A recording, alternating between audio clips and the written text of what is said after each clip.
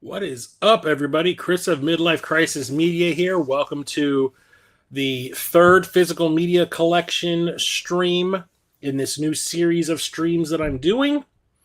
Today is the second part of my books and graphic novels collection. Last Thursday, I spoke about all of the books in my collection that were paperback or a trade paperback. In both books, novels, and graphic novels. Today, everything is hardbound. And I did not realize how many hardbound books I actually have in my collection until I started trying to move them. Oy.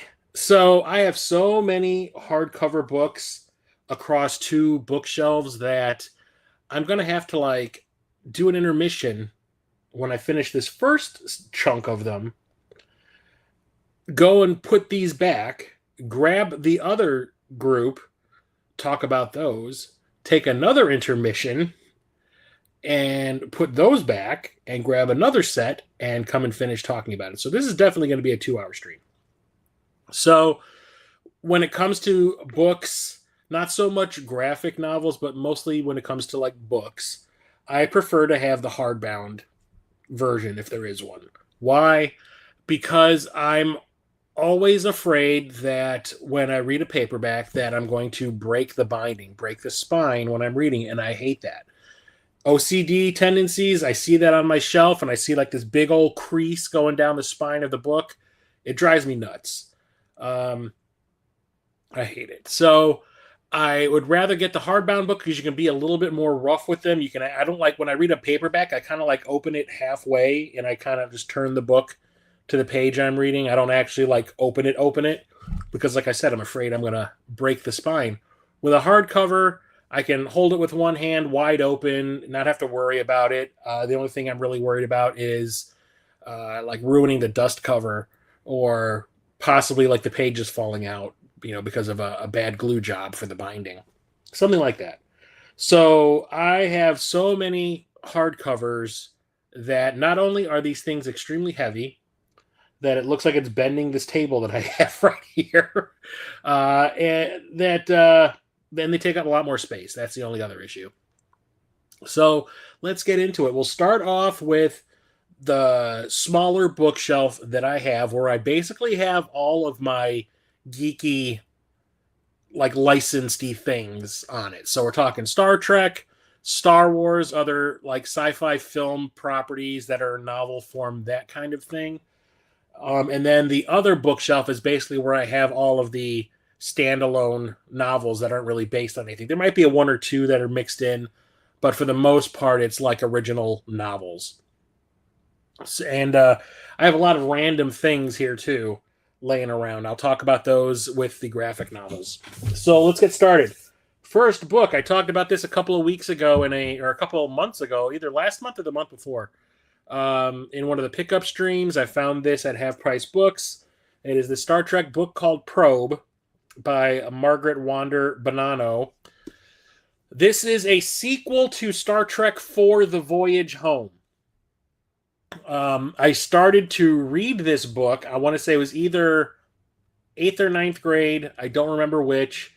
I had the paperback. I remember I was working at the Kmart. So actually it was probably later on in high school. It was probably junior year. I remember I picked it up at the Kmart I worked at because I was like, oh, look, there's a sequel to Star Trek IV. Maybe it'll have more backstory about that probe, which is what this is all about. And I was so bored that I put the book down about halfway through and I never went back to it. I got rid of it. Well, my reading tastes have changed. So when I saw this at Half Price Books, I was like, probably should give that another shot. I do want to preface that Star Trek IV is not one of my favorite films in the franchise. It's close to the bottom. I don't like how parts 2, 3, and 4 were supposed to be a little mini trilogy, a trilogy of a one continuous story just told along 3 films. And the first two, Star Trek 2 and Star Trek 3, are pretty dark, a lot of death, heavy themes, and part 4 is a comedy. And I was just kind of like, I expected the fourth one to kind of like fall in with the other two, and this one just feels like the odd man out. Sure, I know a lot of people say like, oh, it's a breath of fresh. Excuse me, I just burped. It's like a breath of fresh air when you've had two super serious movies that were like, really heavy, and this one's kind of light and fluffy. I'm like, no, I kind of wanted it to follow through with what the other two did, and then after that, once the trilogy is over, then go and do the silly one if you want. So yeah, had that going against it to start with, which is probably one of the reasons why I didn't want to really put the time in to finish the book, because turns out I wasn't really all that vested in the story to begin with. So I'm thinking nowadays I'd probably get a kick out of this. I will try and read it again. Next up, I also talked about this either last month or the month before.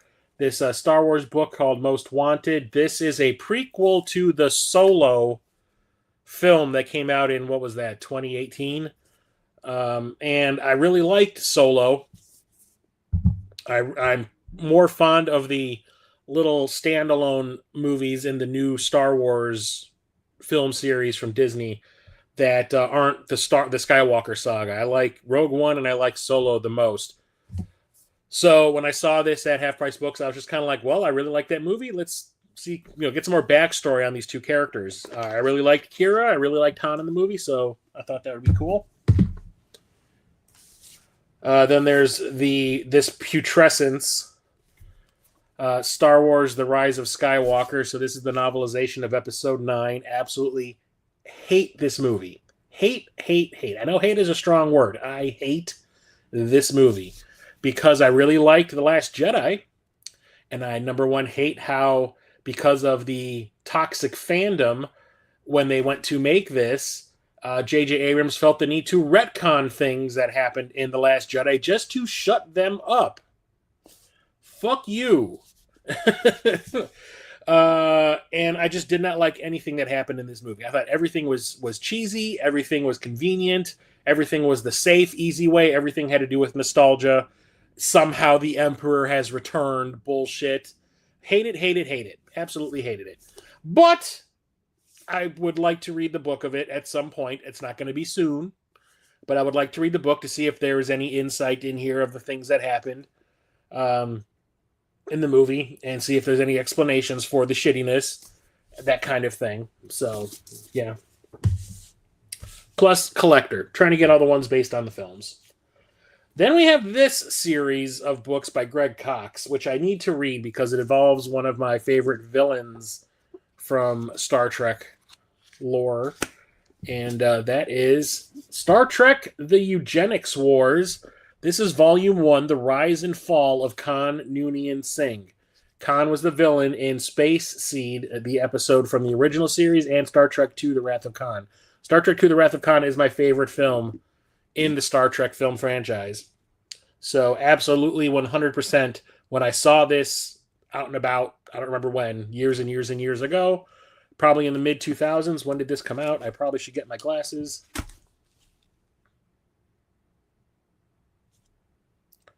Looks like 2001, maybe. It's kind of blurry. That I was like, I absolutely 100% need to have that book in my... I wasn't really collecting, but I was like, I need to own that book. Haven't read it yet, though. And then there is Volume 2 of the Eugenics Wars, of still called the Rise and Fall of Khan Noonien Singh. So the whole thing with Khan is he is a genetically engineered person.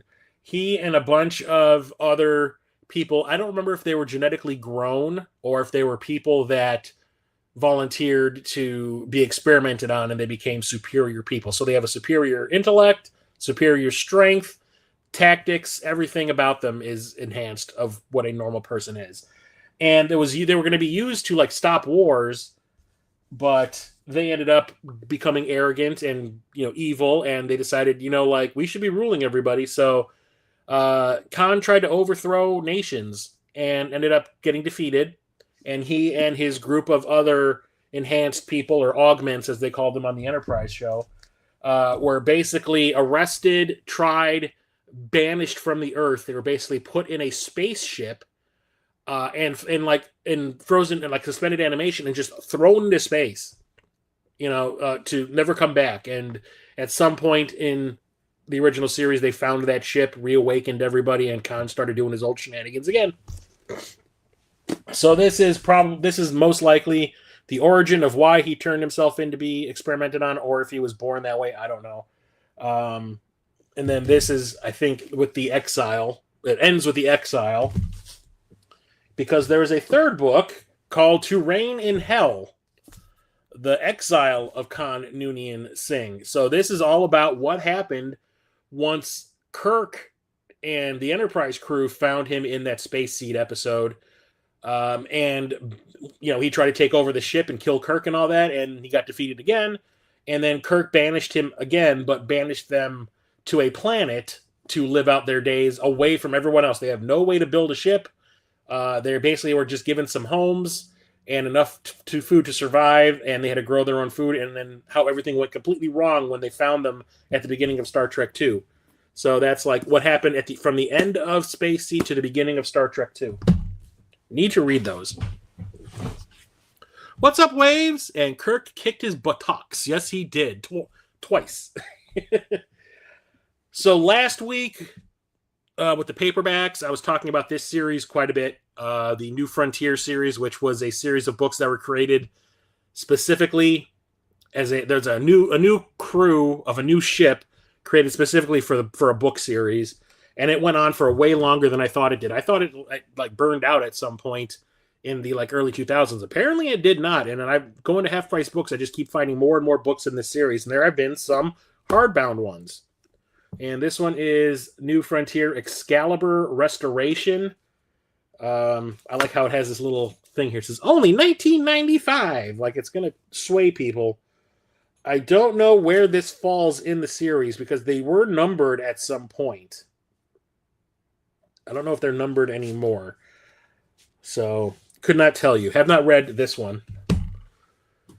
And then I found this one. I talked about this in the last stream that I did, the last pickup stream that I did. I found this at Half Price Books, and that is Stone and Anvil. This is, or did I? Maybe this is a spoiler for something coming up. Maybe I have not talked about this. I don't remember. So I have not read this one because it is pretty new. But yeah, I think I did talk about this. I had this in paperback, saw it at Half Price Books for hardbound, and I was just like, I'll trade up. Then we have two more books by Peter David, but they aren't in that series. These are the Imzadi books. 20 bucks for a book is a steal. Yeah, right. That was probably from 2001, so it probably wasn't that much of a steal. Inflation, bro.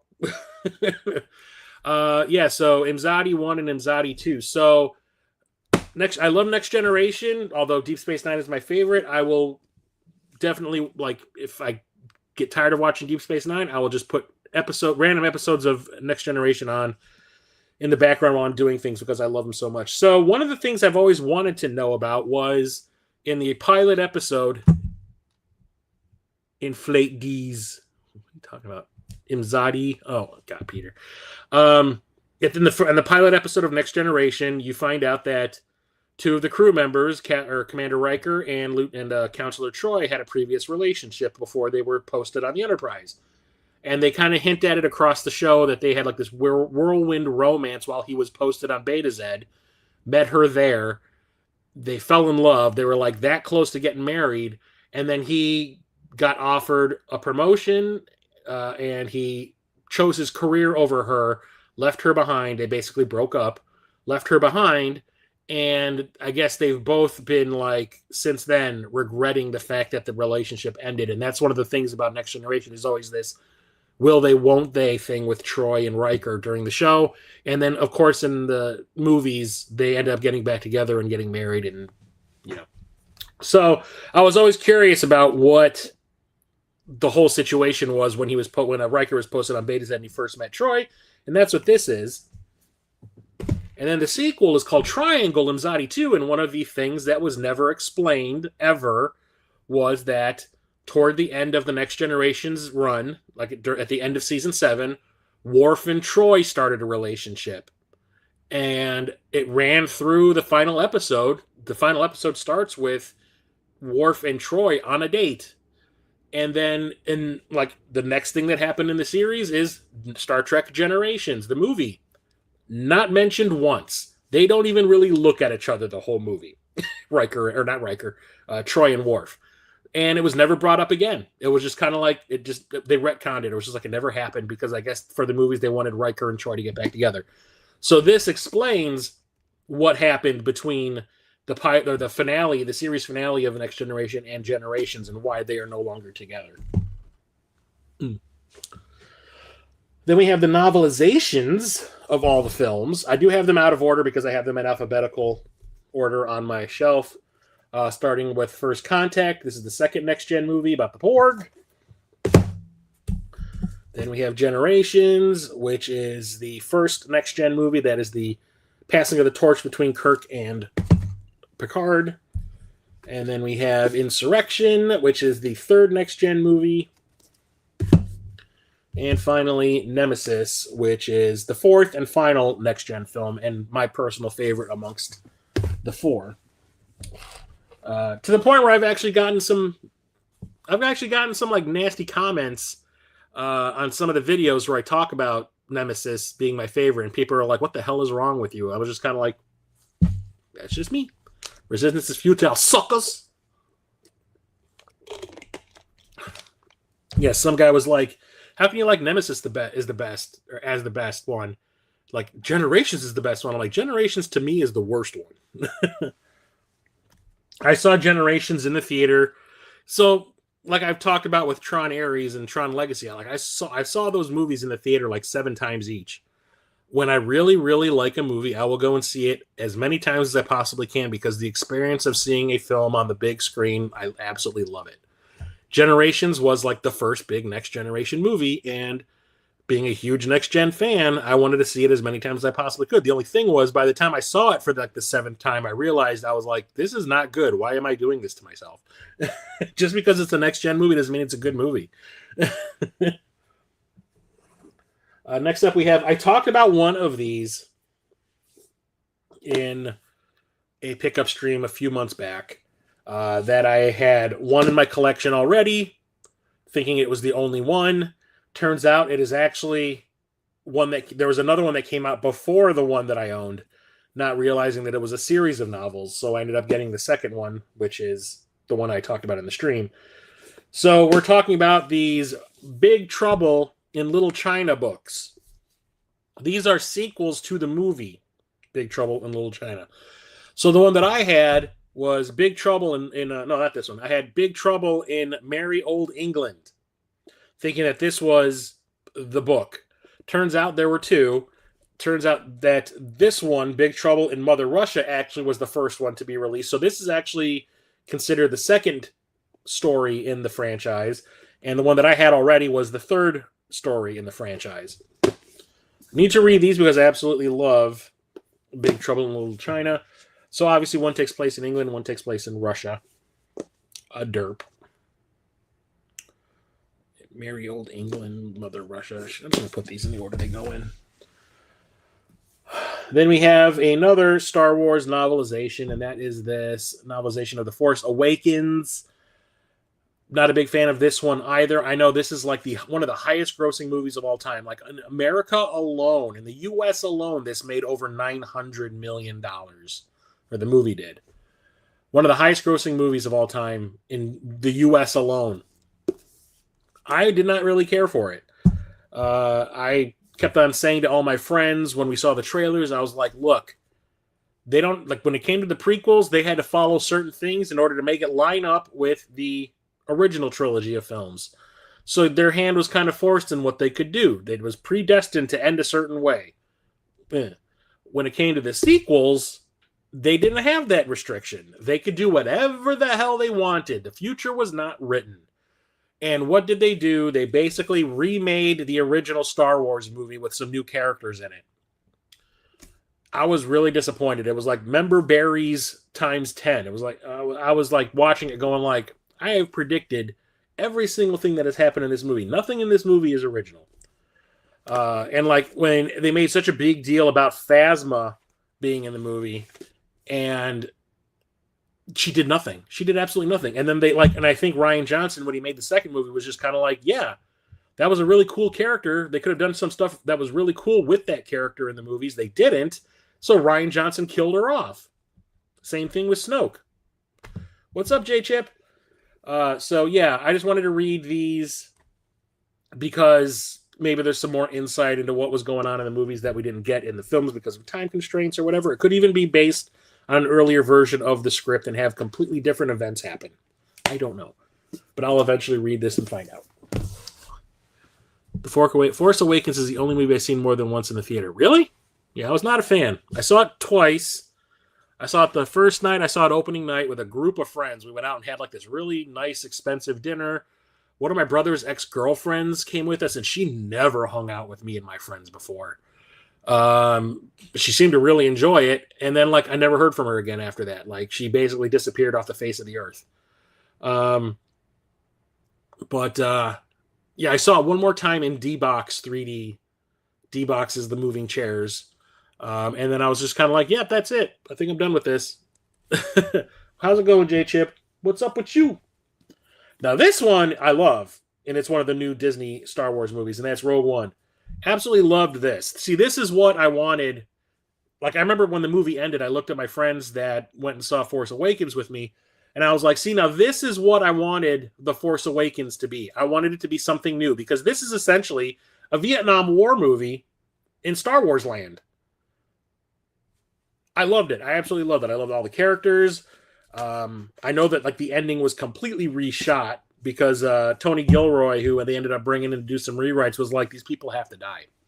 You can't have any of them live. The whole idea was that they were going to pepper some of the characters from this in those new Star Wars movies after Force Awakens. Like they just kind of like pop up as older versions of themselves. But then Tony Gilroy was just kind of like, no, these people need to die for the cause kind of thing. Like big epic ending for them. And I think that was the right choice. I absolutely love this one. I've watched this probably the most out of any of the new Star Wars movies that have come out. Let's see here. Rogue One was sick. I really liked Rogue One. The Vader scene in the hallway was sick. And the funny thing is, I remember I said it when it was over, when I saw it the first time, because I ended up seeing it 3 times, I want to say. When it was over, I looked at my friends and I said, that's what I wanted Force Awakens to be. I wanted it to be something new. And then I was like, and then why is this movie the first one where you actually see Vader do some cool shit? He has never done anything cool. All the fights he has in Empire Strikes Back and Return of the Jedi, they're just like... This one, he's flipping people. He's like stabbing people through doors. He's choking people and throwing them away. I was like, he did some of the coolest crap in any of these movies in this. Vader was rad in this.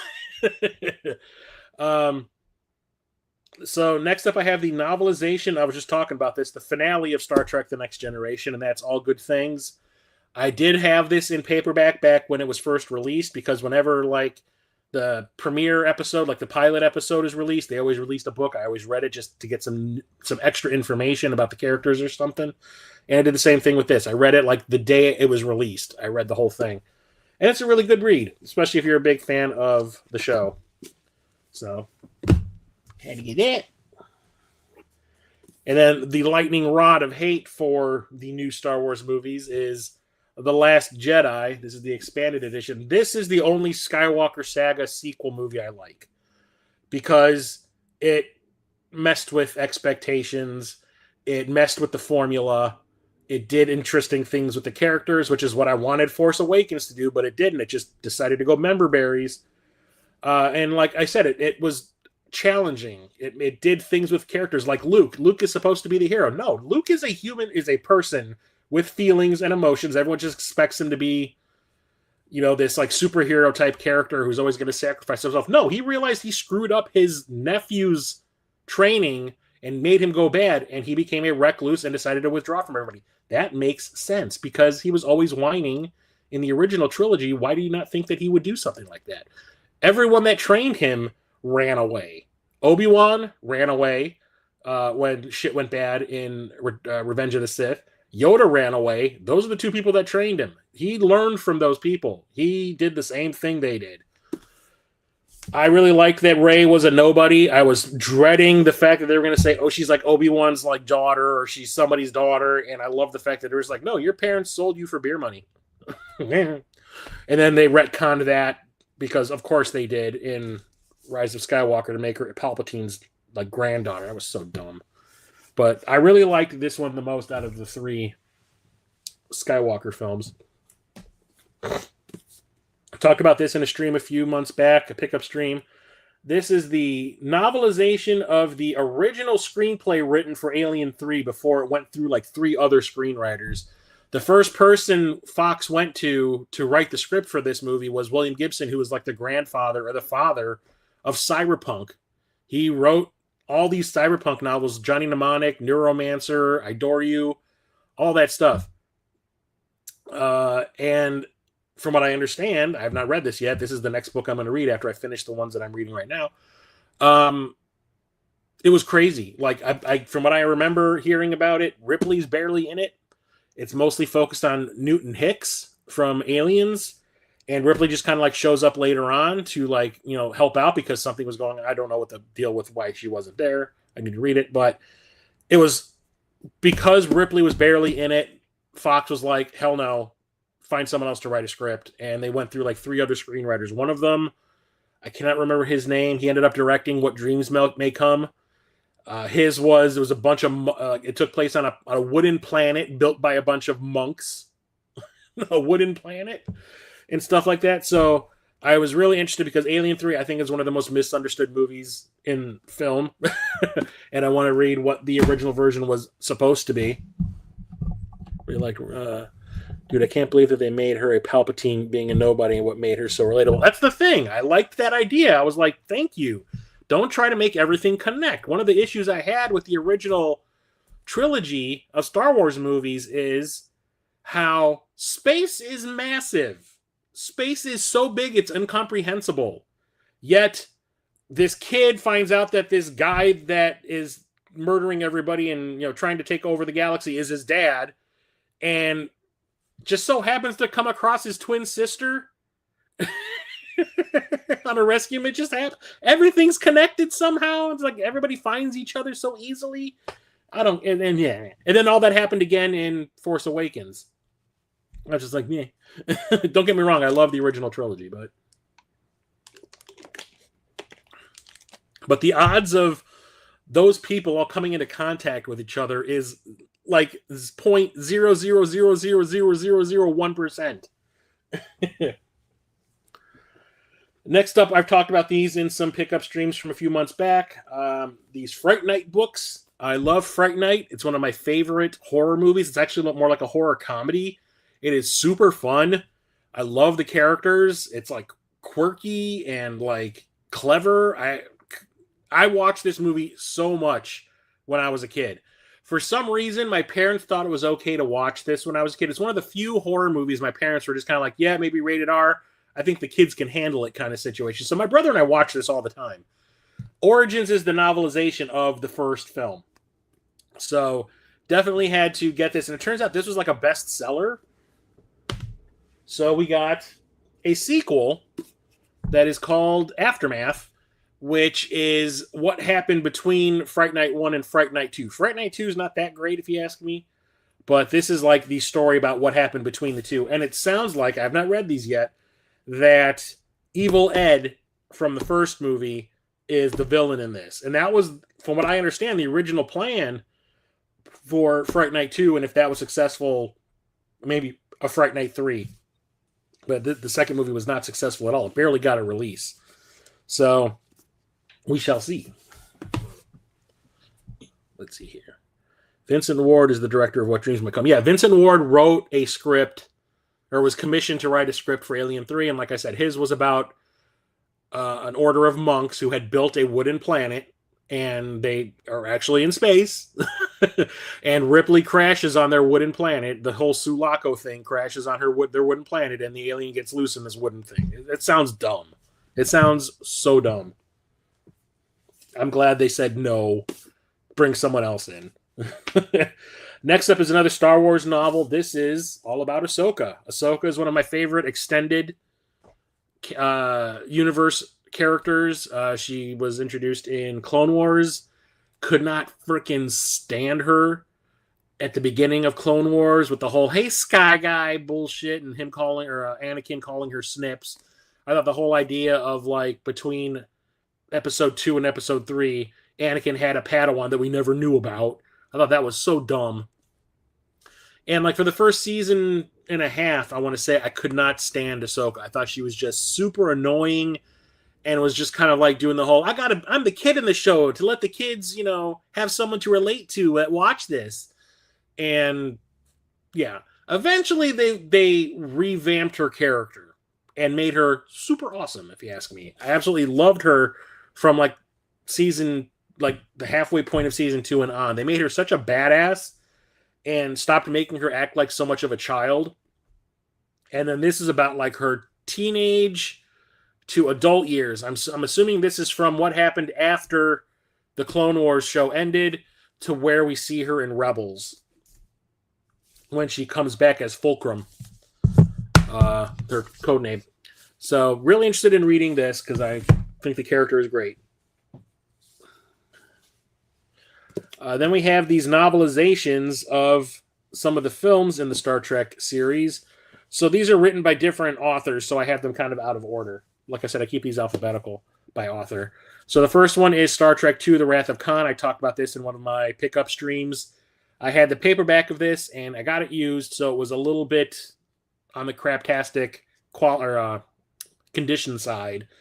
So I ended up picking this up when I got my bonus earlier this year off of Amazon, and I was super glad that I did. It came in great shape, and I'm thinking this is like some kind of a book club version because there is nothing on the back of the dust cover, which is kind of cool.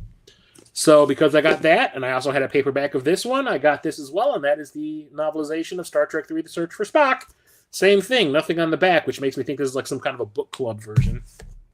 And then we have the novelization of Star Trek: The Motion Picture. I did read this back in the day. I read all these back in the day when I had like the paperback version, back in like the 80s, and I read them all again in the 90s.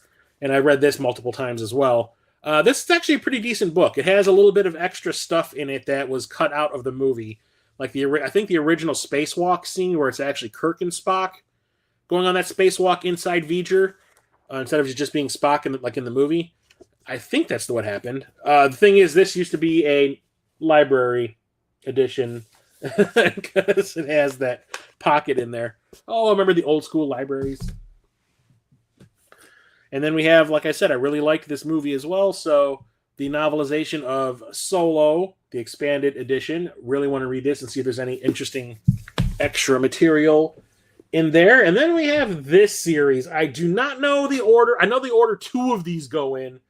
But there's how many? 1, 2, 3, 4, 5, 6, 7, 8 books in this series. And I've read 2 of them. And then they just kept on going. And I remember I would buy them when they would come out. But I just was kind of like, never got around to reading them. But let's go. So it's the Star Trek books written by William Shatner. Technically not written by Shatner. It says a novel by William Shatner on every one of these. But I think it's Judith Reeve Stevens. Like, is the real writer of these. And Shatner basically just told her, like narrated to her what he wanted the story to be. And then she wrote it. But because Shatner's an egotist, he's got to have his name on everything. So the first book is called The Ashes of Eden. So this takes place after Star Trek VI, and it's like what Kirk and the rest of the crew were doing after they retired. And they go on like one last mission. Like this woman from this dying planet comes to begging Kirk. He's like, she's like, you got to help us. You're the only one that can do anything to stop this. I can't remember what it was actually. Like I said, I read this in probably 97 because I read this when I was working at that limo place. And it was like they need his help for something, so they basically take the Enterprise out of mothballs, or I can't remember if it was the Enterprise or some other ship that is like the same class of ship as the Enterprise, gets the rest of the crew back together, and they go on like one final mission together, and then Generations happens, and they all die, or then he dies, Kirk dies, because it's later on in here. I'll just bring it out now because I know that's the second book. So this takes place after Generations, and it's called The Return. This one was pretty cool. So basically, the Borg and like, oh, they want to understand humanity and Starfleet tactics and all that. So they go to Viridian 3, where Kirk died and was buried in Generations. The Borg steal his corpse while Spock is standing in front of his grave, like, having like a moment with his dead friend. Steal his body, reanimate him, turn him into a Borg, and use him against Starfleet. And Picard and the rest of the Enterprise D crew have to like stop him. There's some cool things that happen in this one. A revelation about the Borg is revealed in here, but they've never actually brought it up in any show or movie outside of this. And if you want me to ruin it, I'll tell you. But when I got to that point in the story, I was like, holy shit, that's cool. Made me think. I thought the same thing. That's Face Off, not Star Trek. Actually, this is just a variation of the poster for Generations. Where is it?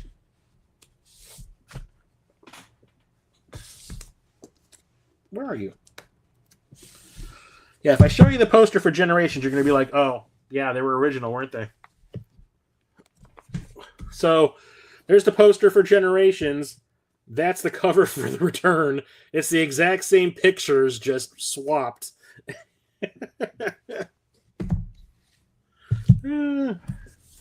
We are so original, aren't we?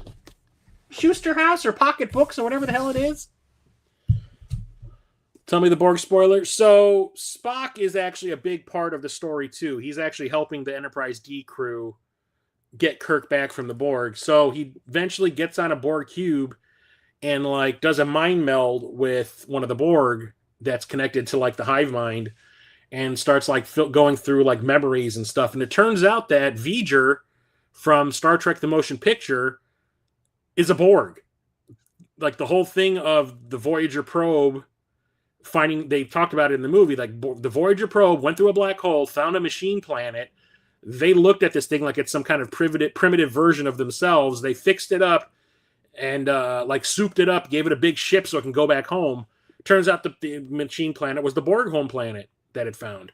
And that's like the big revelation, is like V'Ger was a Borg. I was like, that's kind of cool. But they've never brought it up anywhere else. But when it comes to the rest of these books in this series, I do not know what order they go in. So I just go by alphabetical for the rest. So there's Avenger. So Kirk gets saved at the end of The Return. Duh, of course. So now Kirk is back alive in the century that Picard and the Next Generation crew is alive. So now he's working side by side with Picard a lot. There's that. There's Captain's Glory. See, now they're actually putting the other author's name on it with Judith and Garfield Reeve-Stevens. They're actually the writers of the book. Shatner just like tells them what he wants the story to be about, and they write it. Haven't read any of these. Captain's Peril. Big old picture of Shatner on the back. Dark Victory. Shatner looks like Picard. Or no, Picard and Kirk go undercover as Romulans. Preserver. That is one of the worst covers I've ever seen. That artwork is terrible.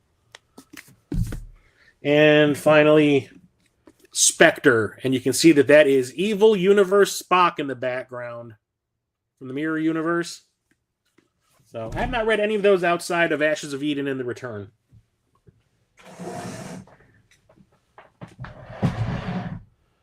So many books, I had to put them on a different platform over here too. Next up, I talked about this a couple of months ago in a pickup stream. It's Vulcan's Heart. This is one of the books in a trilogy. It's like there's Vulcan's Forge, Vulcan's Heart, and some other Vulcan something. And this is basically just focusing on like Spock's backstory. And then there was a thing that was introduced and cut out of Star Trek 4 was because in Star Trek 3, when Spock was like aging with the Genesis planet and he, hit that age where time to have sex or I'm going to die. And Saavik, the other Vulcan, basically banged him to get him from dying from being horny. She got pregnant from that. And there was a scene that was shot in Star Trek 4 where they're about to, like, the Enterprise crew is about to leave on that bird of prey and go back to the Federation. And Kirk goes up to Saavik and he's like, "Are you sure you don't want to come with this? Are you sure you don't want to tell Spock that you're pregnant?" And she's just kind of like, "No, this is a me problem. Like, he has too much going on already. I don't need to bother him with this. There will be a time where I will let him know." And he's like, "Okay," but they cut that out. Do you know the fastest way to a Ferengi's heart? Through his chest. I don't know if this is the second or first book in the series. This might be the second. This is a big old picture of Saavik right there. So this is kind of a cool edition. I did talk about this in the stream that had to do with the Midwest Gaming Classic, because I picked this up in Wisconsin with Ryan Rocket Sauce when we went out game hunting the day before the con, and we ended up going to a Half Price Books, and I spent like $100 and some on books. And that is this novelization of Revenge of the Sith. But this is this special edition. It comes with like a slip. I don't think I have it here. I think it might be in my on the actual bookshelf over there. But it's like some kind of like a limited edition, and it has like this plastic slip cover or plastic dust cover that you peel off, and it has like an image underneath. And it actually is one of those books that has like something on the pages. So this is how it feels to be Anakin Skywalker forever. I did read this back when it was first released. It was not this edition, obviously. I read the original edition of this that came out when the movie came out. This was actually like when I was deep in making those Star Wars fan films. I was trying to read as much Star Wars stuff as I possibly could back then. So definitely read that. Then we have these books, which are the ones I am currently reading. It's an old Klingon joke. I'm sure, Peter, I'm sure. Put that in the dad jokes section of my Discord. So I usually read two books at the same time. I usually read one at home and I read one at work. These are the ones I'm reading at home. Okay, so it's the series of Star Trek Next Gen books called The Genesis Wave, just talking about Khan and all that kind of stuff. So this is like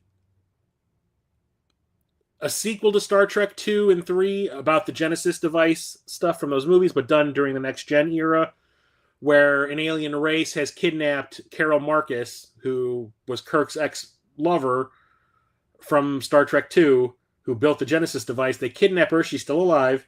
They kidnap her and make her rebuild the Genesis device, and they make it so it's not just like a device you can, like a torpedo that you send to a planet. It's a wave.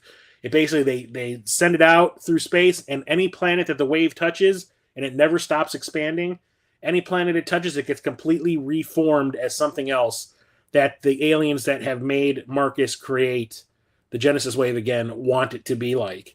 And it's a series of books. This is book 1, then there's book 2, and book 3, and I'm currently reading book 3. You can actually see I've got the dust cover marking where I am. I'm about halfway through it. First book was really, really good. They bring in like some legacy characters. Like I said, they bring Carol Marcus back. She's like this ancient old lady. But the cool thing is because of the fact that she created the Genesis device in Star Trek 2, they basically have her on lockdown. Like Starfleet has her on lockdown on this isolated planet. She's always under guard. She's free to do whatever she wants on the planet. She's got like a house. The house is on the beach. She has plenty of food and entertainment and everything. But the thing is, she's just never allowed to leave that planet because of the fact that somebody might try to kidnap her and try to get the specs for Genesis to rebuild it. They want nobody to get that technology. But these aliens come and they do get it. Really kind of cool. They also bring back Geordi's kind of creepy lover or love interest from the Next Gen show. What was her name? I cannot remember. It was there was an episode where he like created a version of her on the holodeck, and they didn't like have a romance or anything like that, but it would kind of like if you were to from a person from the outside were to like walk in on them, it would kind of look like it was, but that was not what was going on. And then he met the real girl, Leah Brahms. That was the character's name, Leah Brahms. She built the engines of the Enterprise. And then there's an episode where the actual Leah Brahms comes onto the Enterprise, and he has all these expectations like they're going to get along like they're bestest friends, and she's a bitch on that episode. And then she finds out that he had this holodeck version of her that, like I said, an outside person would look at it and be like, were you screwing a hologram version of me kind of thing? It's like, no. So they bring her character in and a lot of really cool things. They even bring a minor character from Star Trek 3. One of the Klingon that Kirk let live at the end of Star Trek 3, the single Klingon left on the Bird of Prey, is a main character in these books. First book I thought was great. I read this, I want to say, in like 3 days. Like, I burned through it so quick. I was enjoying it that much. Book 2 is kind of like the finale, and it's kind of convoluted, and it feels like it's like rushing to wrap everything up, and I was kind of like, But I'm like, it feels like they're trying to wrap this up, so there isn't going to be any other story after this. And then there is a third book now, and I was like, okay, so this is what I'm currently reading. It is taking me forever to get through this because it's kind of like a sequel to those 2 books, but at the same time, it's like something new is kind of happening, and it's just kind of like, not really interesting. So I'm like, whatever. So it's taking me forever to get through it. And then there's a 4th book called Genesis Force, which I have not read. But this obviously takes place after those I think also take place during the Enterprise E. Yeah, Enterprise E is on one of them. So yeah, I don't know what the point of this one is. We shall see. Because I'm reading that next. And then we have these 4 books. And then we're going to have to take a break so I can put these back and get the next set of books. These are Star Wars, and it is the Thrawn trilogy. Heir to the Empire. This is volume 1 of a 3-book cycle. Yeah, Heir to the Empire, Dark Force Rising, and The Last Command. So, these technically were the Star Wars film sequel trilogy that we always wanted back in the 90s, before Disney bought it, or the franchise. And these books are pretty fantastic. Timothy Zahn is a really good author. He basically, everything that you would want these characters to go through in a sequel trilogy happens in some way or another. It kind of does follow the formula.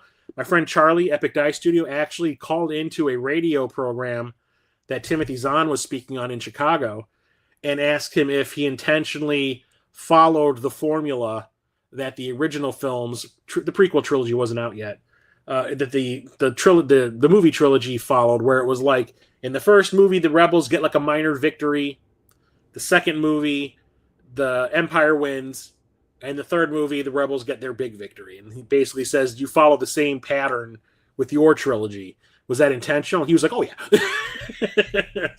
But yeah, these books were so awesome. I started to like write a story for like a sequel to these that I was going to draw as a comic book. And I just never went anywhere with it. I remember I drew the cover of it. And I remember everybody going like, oh, the cover looked really cool, because I was always, like I said, I've always been really good at copying something that's already been drawn, or a picture of something. If I'm looking at a picture, I can copy it pretty well. But when I started drawing stuff on my own, it was kind of like, eh. So everyone was just kind of like, your cover looked great. What's the story going to be? And I was like, eh. And I wrote it. I think I might still have it around here somewhere, but I never did anything with it. But these are awesome. And then the last Star Wars book is also by Timothy Zahn, and it's just Thrawn. Just Thrawn. Thrawn's the villain in these 3 books. And this one is all about his backstory, I do believe. And now Thrawn is in everything. Thrawn was on, was it Rebels? I think he was on Rebels. Yeah, he was on Rebels, and now he's on the Ahsoka show. They have a live-action version of Thrawn in the Ahsoka show on Disney Plus, which is rad. So, yeah. So this is apparently, this is a Barnes & Noble exclusive. Ooh, but I got it at half price books. So suck it, Barnes & Noble. Okay, so I'm going to take a little intermission so I can put these back and grab the other books I'm going to talk about tonight. So these are the non-licensed things. Like, this is all Star Trek and Star Wars stuff. And some other licenses like Alien and Big Trouble in Little China, that kind of thing. So now I'm going to go and get the original novels, and I will be back as soon as I can. Stay tuned.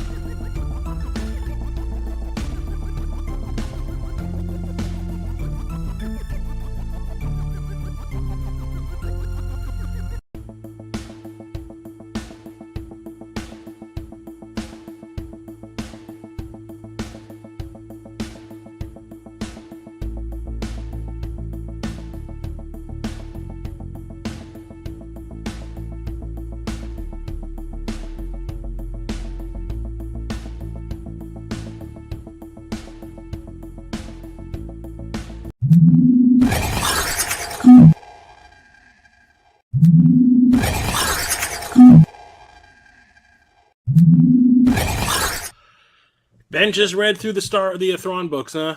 They're pretty rad. I like them a lot. So, oh my god, I am actually a little out of breath from dragging all these off the shelf. I'm gonna have to take another intermission to go and get the rest.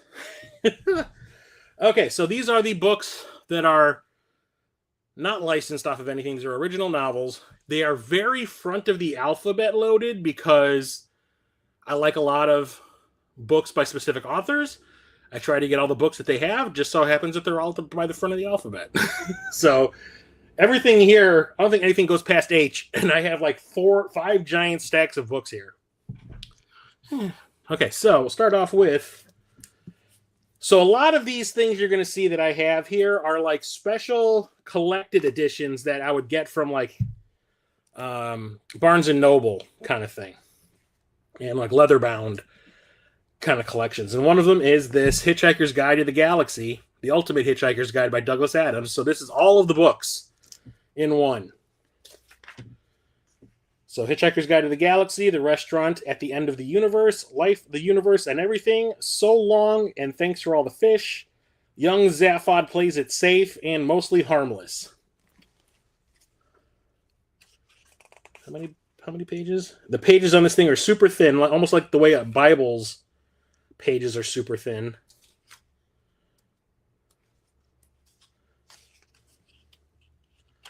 Come on. 810 pages, and it has like gold on the edges. Picked that up years ago. Probably a lot of these collected editions. I had more. I ended up getting rid of a bunch of them because I've brought it up before. Like I ran out of space on my bookshelf at one point. And I was just like, I need to get rid of some stuff. So like I had Dracula, Frankenstein, Dr. Jekyll, Mr. Hyde, War of the Worlds, a bunch of like classics that I ended up getting rid of because I'm like, I can get them again if I need, if I want to, but I had to get rid of a bunch. So here's an author that I really like. And Peter, I think I mentioned this to you in a stream and you were like, oh, my wife likes that kind of thing. So I've talked about Meg, the Megalodon books. So Steve Alton is the author. He has written plenty of books outside of that series. This is one of them. It's called Domain. And it's like, what was it? There's a calendar that the Mayans had written that was about the like end of the world kind of situation, and it's starting to come true. And it's really, really cool, really fun. It's cheesy as hell. He writes like pulpy stuff. Like it's not meant to be taken super serious. But like he does a lot of research. Like when it comes to the Meg books, he did a ton of research on sharks, and he lets you know that he did that research in the book by bringing it up like the things that sharks can do constantly in them. But like he did a lot of research on the Aztecs and the Mayans and that kind of thing for these books. So I read this. I want to say it was the early 2000s when I bought it. And there was a sequel which I have not read yet called Resurrection. Could not tell you anything about it.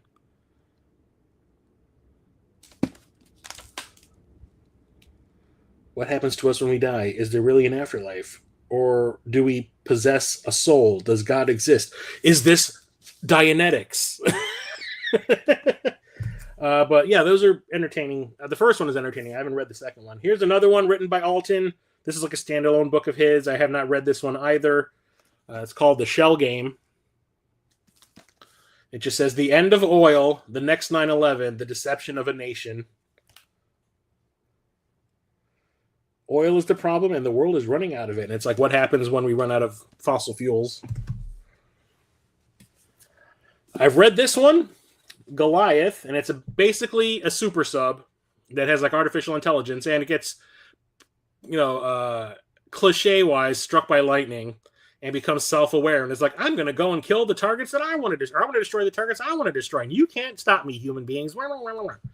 It's okay. This is probably my least favorite of the books of his I've read because it just felt very familiar. Because like I think this came out around the same time as Stealth, And Stealth did the exact same thing. Stealth is about that super jet run by AI that gets struck by lightning and becomes self-aware and is like, I'm going to go and destroy half of Beirut, kind of thing. I have not read this one yet, but I want to. Hopefully I can get to this before the end of the year. The Lock. It's basically him trying to do something outside of books about megalodons. So he does the Loch Ness Monster. I hear it's actually pretty good. And then we have the Meg books, and there are quite a lot of them. Starting off with just straight up Meg, a novel of deep terror. I read this twice. So a friend of mine that I don't associate with anymore for reasons recommended this book to me because he was always reading. He had a night security job. And he would there was nothing to do overnight, except maybe every once an hour you got to go do the rounds. But outside of that, there's nothing to do. So he would just read all the time. And he read this book and the sequel, and he was like, you need to read these books. You're going to get a kick out of it. Since he knew that I was deathly afraid of the ocean and sharks. So sure, read a book about a giant fucking shark. This book is super pulpy, but it is so entertaining. It is so entertaining. I was hooked. And I read this when I first got it, and I had just started the job that I had previous to the one I have now that I always talk about. I read this when I was being trained. And it was so good. And then I read the sequel, The Trench. This has been renamed. So this is the original edition of The Trench. I don't know if this is the first edition, but this I got when, the moment I finished reading Meg, I bought this one. It's now been renamed to Meg the Trench, so people know that it's connected. But this one is even better. This one is even more pulpy, but it is so fast-paced and so action-packed and crazy shit going on. It is so much fun that I blew through this in a couple of days. I highly recommend the first two Meg books. Giant Shark. If you like giant shark stuff, you're going to love it. And then the third book is Meg Primal Waters. I read this one. It's weird. It's like these books go, there's 6 of them. They go in waves of 2. So there's one that's just kind of about a shark, and then the second book is crazy shit going on that involves a lot of other things too. And then this one kind of goes back to what the first one is, where it's basically about just a shark. And it's okay. And then you got the sequel, the fourth book, Hell's Aquarium, which is about more things outside. The shark is still there. There's more things outside of that you got to worry about now. This one's entertaining too. I like this one quite a bit, even though, I said, it does feel kind of similar to The Trench. And then you got the fifth book, which is Night Stalkers. I actually stopped reading this one because I was bored. Because, like I said, he kind of does these things in waves of 2, where they just kind of resemble each other. And from what you can see where I stopped reading, because I have the dust cover marking my spot. I got that far, and I was just kind of yeah, whatever. The only thing is, there is a 6th book that's called Meg Generations, and I'm guessing that this sold so poorly that he only released that book on his website. And the only way you could have gotten it is if you knew that he was going to sell it. He was only selling it for a week or something on his website, or until he sold out of them. And now that book goes for $200 on eBay. I might get it. Not anytime soon, but eventually I'll finish reading this. I'm probably going to have to reread the whole damn franchise again to find out what's going on in this. But, I'll do it eventually. Here's another one of these collections I got from Barnes & Noble that kind of has the golden pages. And this is the Isaac Asimov Foundation trilogy. There's actually a show about this on Apple Plus right now, just called Foundation. So I think this has...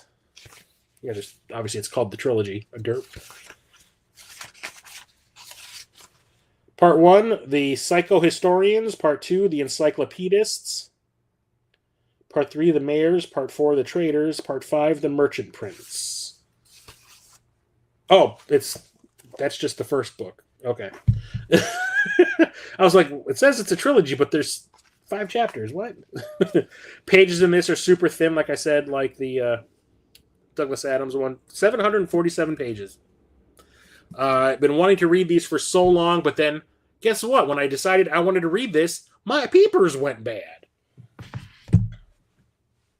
This I have read, and I thought this was so entertaining that I went and bought a bunch of other books that were similar to this that were not very good. And that is Pride and Prejudice and Zombies by Jane Austen and Seth Grahame-Smith. So I knew that there was a movie coming out about this, and I had heard that it was in development, and what's her name? Natalie Portman was like attached to it at that point. And I was just like, that sounds really kind of fun. Like, I'd really be interested in seeing that. And I found out, it's based on a book. So I went and found like this first edition of it that's like, it feels like this tiny little book feels super heavy. Basically what it is Seth Grahame-Smith took Pride and Prejudice and just like tweaked things to include zombies in it. So that's why they still credit Jane Austen, because it is technically her book. It's just now just has zombies in it. But the cool thing is, like, where characters like the girls in the book would complain about, like, well, which school are you going to, like, in the fall? Which university are you going to? And then, like, they would gauge you by what school you were going to. And the main characters were kind of poor. So they were going to, like, some lesser-known school. And all the other girls in the town were kind of like, oh, you common folk, you can't afford to go where we go. Well, in this, it's about which dojo you train under, because everybody knows martial arts to fight the zombies. So everyone is comparing which dojo and which like sensei they trained under, and that's how they judge you. I thought it was super funny and clever. The movie itself was okay, if you ask me, but the book is super fun. So I ended up buying Sense and Sensibility and Sea Monsters. That wasn't all that great, if you ask me. Then there was what was it? Huck Finn and Zombie Jim, and then there was, what was it? It was another Jane Austen thing. It was something in werewolves, and that wasn't that great. I have to look it up. Maybe I can just look it up right now.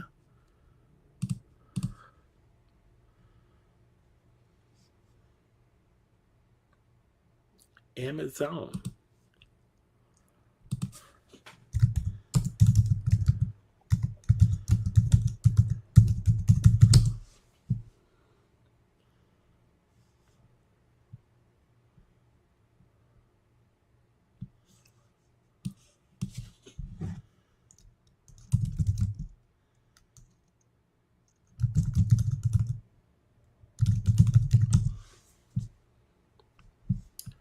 Yeah, I don't remember the name of it, but it was something in werewolves, and it was like in a similar vein. It was like an existing book, and then they like added things into it, whatever.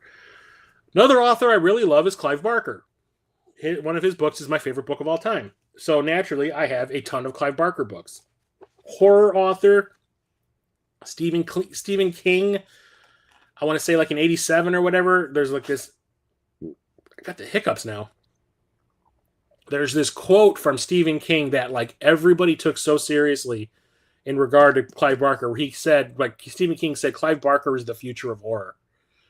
And like, whenever they used that in the trailer for the first Hellraiser movie, it started off with, I've seen the future of horror, and his name is Clive Barker, and it was Stephen King. And that was what kicked off the trailer. And I was just kind of like, oh, because I knew Stephen King. So I want to say during the mid to late 90s is when I really started to get into his books. There is the Books of Blood.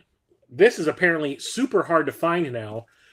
So the thing is, on my Discord, the Game Room, Justin posted today this Kickstarter that Clive Barker's doing for like a new trilogy of Books of Blood-esque novels that he wants to write.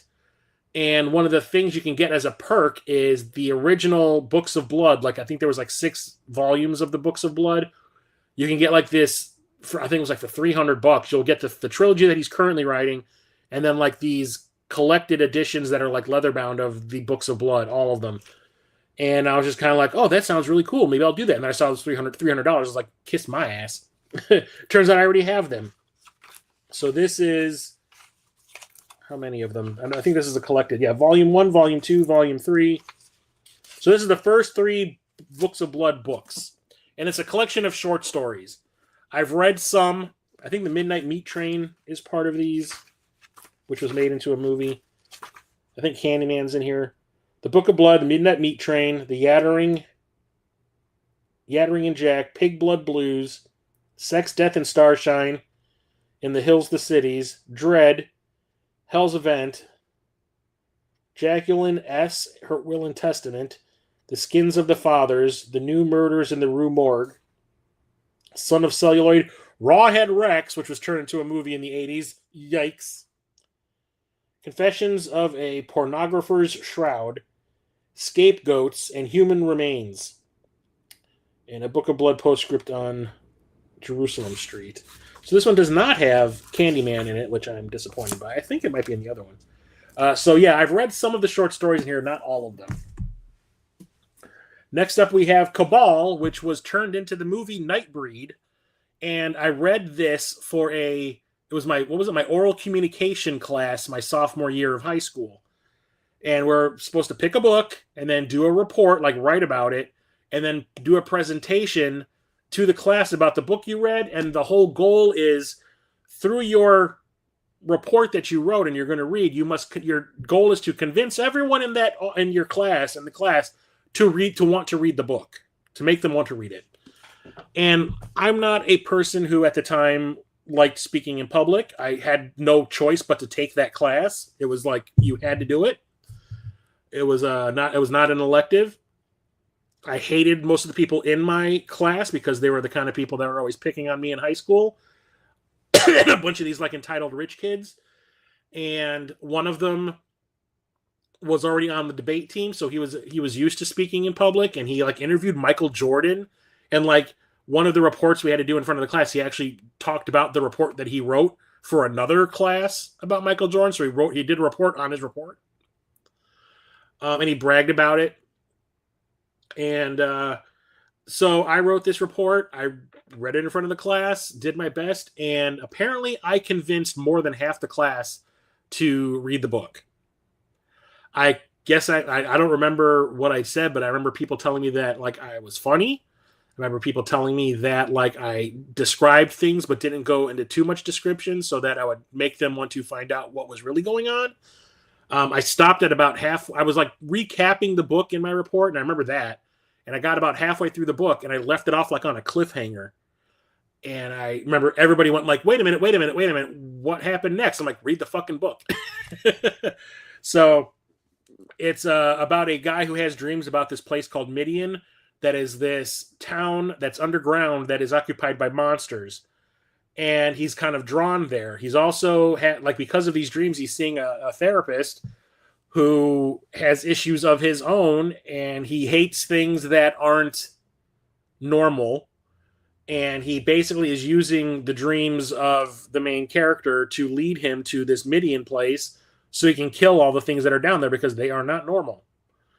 And it turns into this big cat and mouse game thing. And it is really well written. It is really entertaining. It is really fast paced. The love story in the book is really well done. Not like it is in the movie. In the movie, it is like just kind of there. Although the director's cut is a lot better, or the extended cut is a lot better. But this book is fantastic. And it is thick as hell. I read through this, I want to say, in a week back then. And I was a really slow reader back in the day. 377 pages. I absolutely love that one. And then we have The Damnation Game. I have not read this one. Here's the first novel by the man Stephen King named as his own successor. It says The Damnation Game takes place appropriately in hell, a hell that could spring only from Clive Barker's singular imagination amid the gaming clubs and blasted back alleys of contemporary London. On vast country estates, fortresses armed against the invasion of an evil for which there is no human defense, in a night world where men and women make love with ghosts, and corpse assassins walk among the living, stalking their prey even as they decompose. He's got some weird shit. He always ends up, it's kind of cool. He always mixes like horror and sex in weird ways that like you would think it would be disgusting and you'd be like, oh my God, I can't believe I'm reading this. But it's like interesting. It's hard to describe. That's why I think Stephen King liked his writing so much, is because he was doing new and interesting things. This is called Forms of Heaven, 3 plays by Clive Barker. Before he started writing books, when he was in college, he was like in not screenplay, but like playwriting classes. And he would write all these plays, and he actually filmed, I think, a couple of them, and they made like short movies out of them. And I remember my ex was a huge fan of Clive Barker, probably still is. And she was so mad that I found this and another book at Half Price Books that are these things, because these apparently were pretty hard to find. Next up is The Great and Secret Show. I don't think this is the one that is the basis for The Lord of Illusions. I don't think that's this.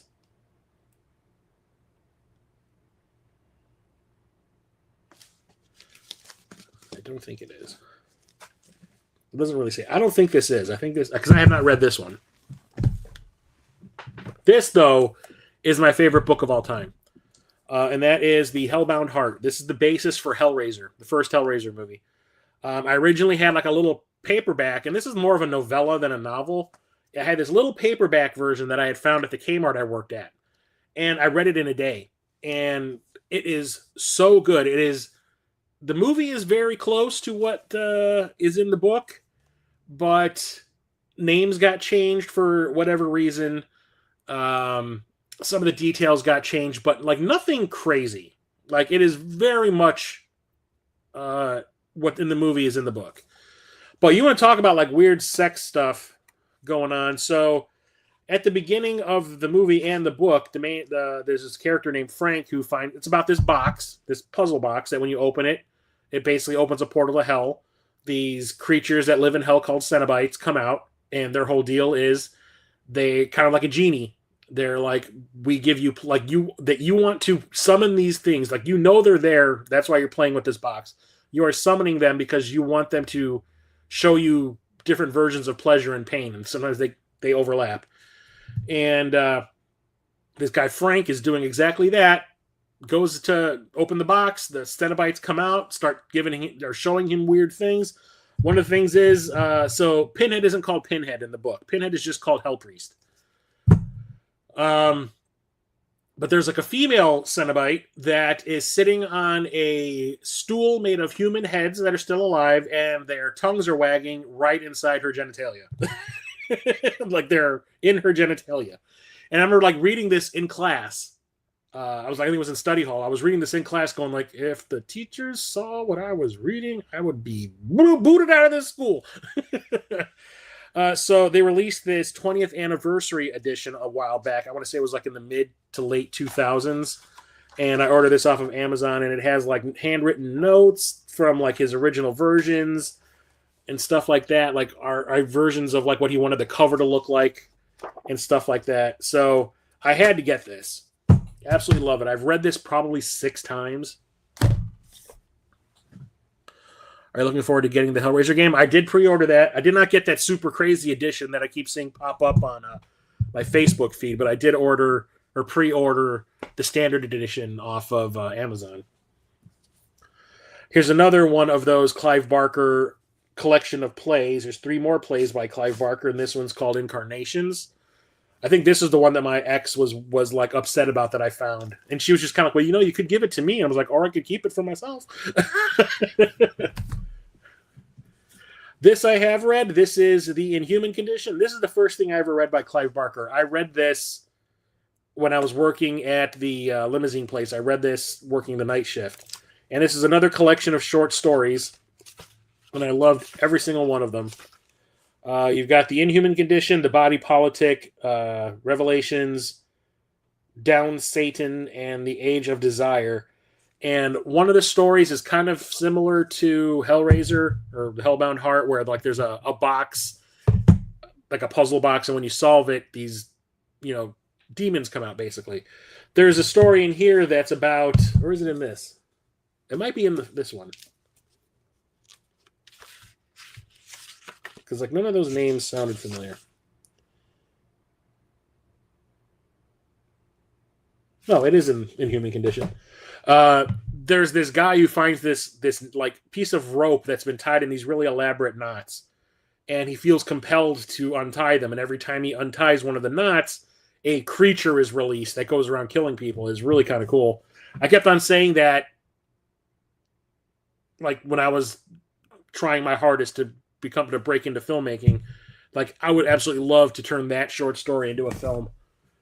And then there is In the Flesh, which is another short story book. This is the one that has the Candyman short story in it. It's called The Forbidden, which I read. Very cool. Very, very cool. I like this one quite a bit. Not exactly what you remember Candyman being like, but it's basically there. It's very cool. I like this one quite a bit too. And then there's this. So I need to find what Lord of Illusions was based on. I always thought it was The Great and Secret Show, but I guess it's not. I got to find which one the movie Lord of Illusions was based on. Anyway, so Clive Barker, for a little while, he was writing some really stuff that did not appeal to me at all. He kind of like the way Anne Rice did. They kind of like found religion and they started writing about like religious stuff. And I was just kind of like, no, I'm not into that kind of shit. I'll skip those. But then out of nowhere, he writes this kind of crossover novel that is where Hellraiser or the Hellbound Heart meets the Lord of Illusions storyline. So the main character of Lord of Illusions, the movie, is this supernatural private detective named Harry D'Amour.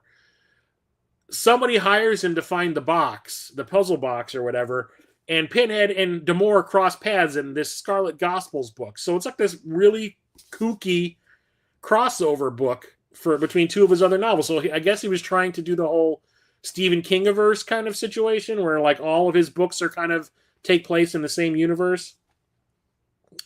So yeah, I need to read this, but I'm going to reread Hellbound Heart again before I read this, and I got to find that book that the Lord of Illusions was based on. I should probably look that up tonight. Goddamn. This is a spoiler for my pickups for August. I just got this past weekend. I went to a all-night swap meet on this past Saturday with a couple of friends, and during the day before we went out and got lunch. We went just bumming around to just find something to do. We went and saw a movie. We went and saw The End of Oak Street, which is pretty fun. And then we hit up this like really out of the way Barnes & Noble. And like I keep on saying, Barnes & Noble has like these leather-bound compilation books that are usually pretty cheap, which is probably why the pages are so thin. But like, I didn't really go to look at that section when I was there. I did find a couple of other things, which I'll talk about in my stream at the end of the month. But this caught my eye when I was standing in line waiting to pay for the stuff that I'd had in my hand. And while I was standing there, I just kind of glanced over to my right where they have the big rack of those types of books. And I saw this one right in front. And I went like, oh, shit, here we go. So I walked over and grabbed Jaws. And this was 50% off. So I got this for like $12 or something. And yeah, I've read the book before. It is not like the movie. I mean, it is the movie. There is way more stuff going on in the book than there is in the movie. What's his name? Hooper, the oceanographer, sleeps with Chief Brody's wife. And then like, Hooper dies in the book because Brody basically lets him get killed by the shark. The mafia. The reason, like the town mayor is so hell bent on making sure that the beaches are open for 4th of July weekend is because the mayor has taken out these loans from some mafia guys, and it's coming due, and he needs that money from the tourists to pay back the loan, or he's going to get freaking offed and stuff like that. There's like this dinner scene where they're all eating like pot soup made out of pot, and they all get high. But like all the other stuff is still there from the movie. I mean, it's good. I think I prefer the movie to the book, but wanted to have this in my collection. I read the book probably like in the early 90s, but yeah, that's the cover and the back. The great fish moves silently through the night water.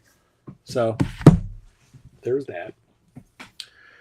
This I do believe I talked about in a pickup stream at some point. I think it was when I first started talking about books, but I'm not a huge James Bond fan, but I like James Bond. Whenever a new one comes out, I go out and see it opening weekend if I can.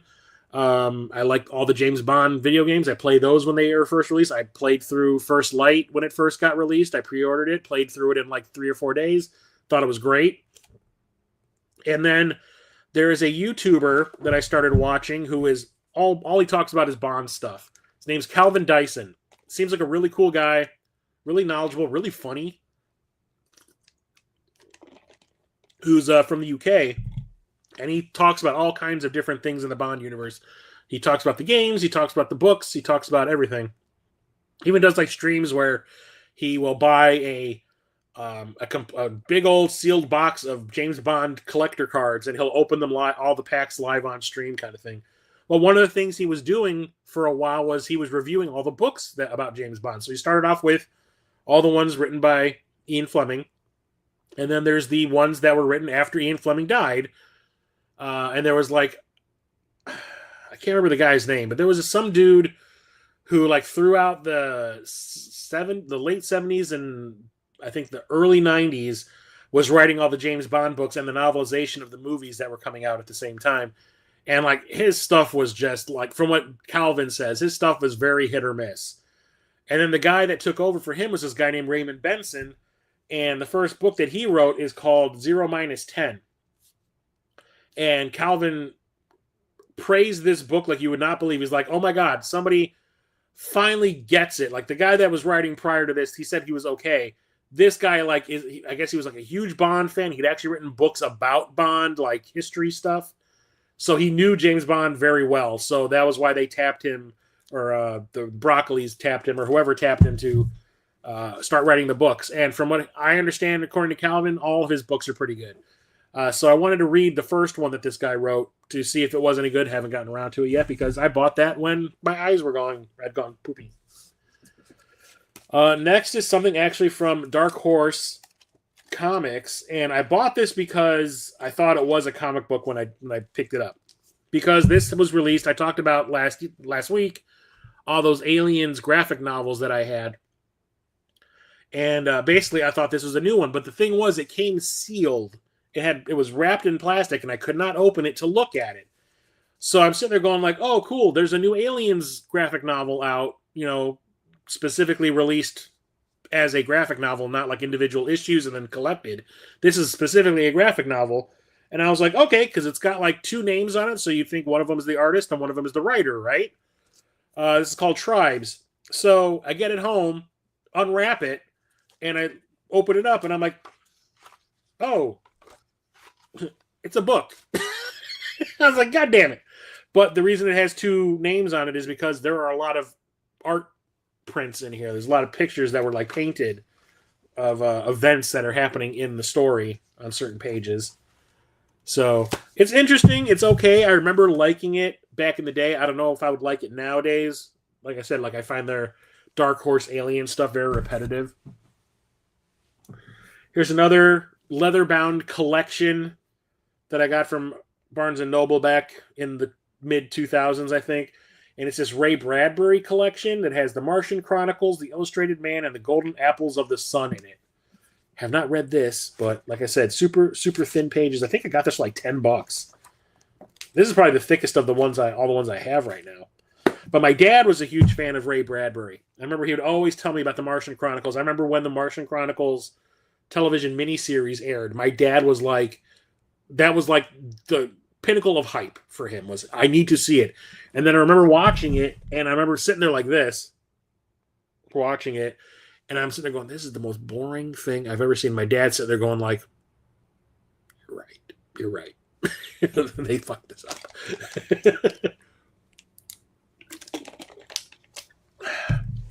Okay. Next up, I talked about this in a recent stream also, and it is Devolution by Max Brooks. Max Brooks is Mel Brooks' son. He wrote A Survival Guide to the Zombie Apocalypse and also World War Z.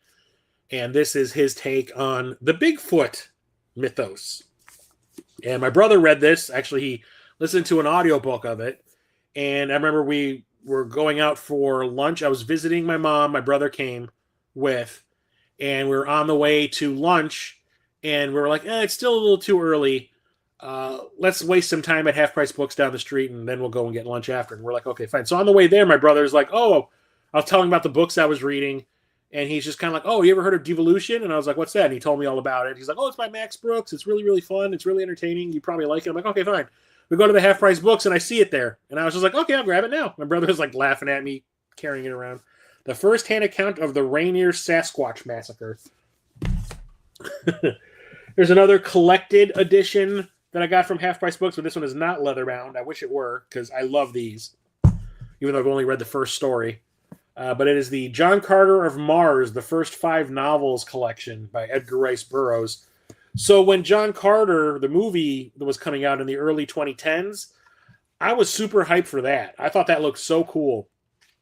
I knew that the movie, or the book that the movie was based on, was called A Princess of Mars, and I was wondering why they weren't calling it that. But, whatever, Disney. And so I went out and I bought this little thin... The book itself was very thin. It was probably like 150 pages or something. And I read that in a few days. And I remember this girl that I was working with from a different department was reading it at the same time I was, and we kept on talking about it. And she's like, so what are you finding, the best thing about the book? And I go, the thing I like the most is the way it's written. It's like, because it was turn of the century when it was written. So like the character of John Carter, the way he talks is very proper. And it's like the book is kind of written in the same kind of Victorian era kind of way. And it was just, I don't know. I thought it was just written really interestingly. And you can tell is the basis of most of modern science fiction. But I never went past the first book. I probably should. But I really loved it. I thought it was great. So yeah, this has the first 5 novels: The Princess of Mars, The Gods of Mars, The Warlord of Mars, Thuvia, Maid of Mars, and The Chessmen of Mars. Talk about this in a stream as well, because I got this at the same time I got that Devolution book, and that is Frozen Hell by John W. Campbell Jr. This is The Thing from Another World. John Carpenter's The Thing. It was a story originally. It was a short story originally called Who Goes There, but this is like this special edition where somebody found John Campbell's like notes for like when he was coming up with the ideas for the story that he ended up not really using, and they found those notes and they implemented them into the story. So it's technically not Who Goes There anymore. That's why they renamed it Frozen Hell. And I thought this was super interesting. I needed to read this because I've never read the short story before. So I figured this would be the way to do it. Peter, you're going to love these. So I am a really big fan of this guy now. He's a relatively newer author. I want to say mid-2010s was when he started writing stuff. I need to read this. We got Ernest Cline's Armada.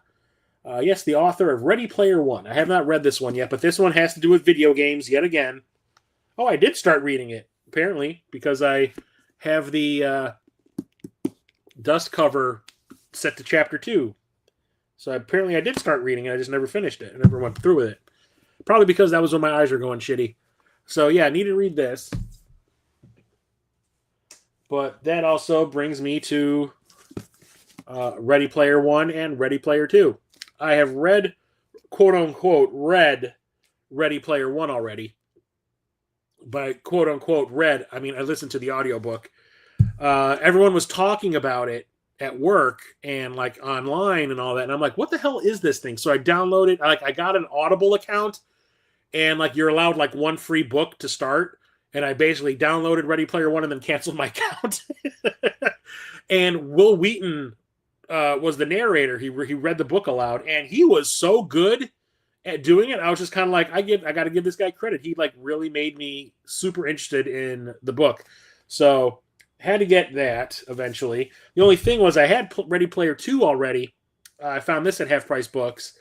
Somebody like read it and immediately sold it. I got this like within a week of it coming out. And so I need to read this already. But the thing is, I would always forget if I had Ready Player 2 or Ready Player 1 in my collection. So every time I would see one of them on a shelf at a Half Price Books, I would be like, God damn it, which one do I have? Because I need Ready Player One because I only had the audiobook. And like eventually I got that app that I use now to catalog all my books so I don't buy doubles. And I was like, okay, I have Ready Player 2. I found Ready Player 1, the same kind of cover art as the first one. And I was like, okay, I need this one for the collection. Now we're all the way over here. And look at it. All these books, and I'm only in the C's.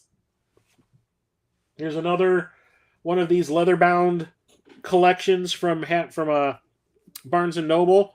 And this is Michael Crichton's Jurassic Park and the Lost World. I have read Jurassic Park. I read it before the movie came out. And this is when I was working at the limousine. No, I read it way after the movie came out. Because I was working at the limousine place when I read it, and the movie came out when I graduated high school the weekend that it came out. It's the same thing with Jaws. It's similar, but not the same. So like John Hammond dies, he gets killed by the compies, the little small dinosaurs that they used a lot in the second movie. It's kind of left vague if Jeff Goldblum's character, oh god, what's his name? I can never remember Jeff Goldblum's character's name. It's left vague if he died or not. There's this really cool action scene where Grant is in a raft going down this river, and the T-Rex is like running alongside on the shore trying to get at him. And they ended up finally using that for a movie in the last movie that came out. What was that one called? Evolution? I think it's Evolution. They finally used it in one of the movies. The first book is really good. I liked it quite a bit. I've never read The Lost World because everybody, like in my group of friends that were like huge fans of Michael Crichton, told me that The Lost World was garbage. So I never bothered reading it. And I didn't like the movie either. So there's that. Here is something interesting. So it's this book called Rise, written by Matthew James Daly. And you might notice a book or a name in the created by section that might be familiar to some of you. Bruce Boxleitner. That's the guy who plays Tron. So he was on this show called Babylon 5 you might have heard of. And he apparently was such a nice guy that he befriended everyone in the cast and everyone wanted to work with him again. So the first year that C2E2, which is the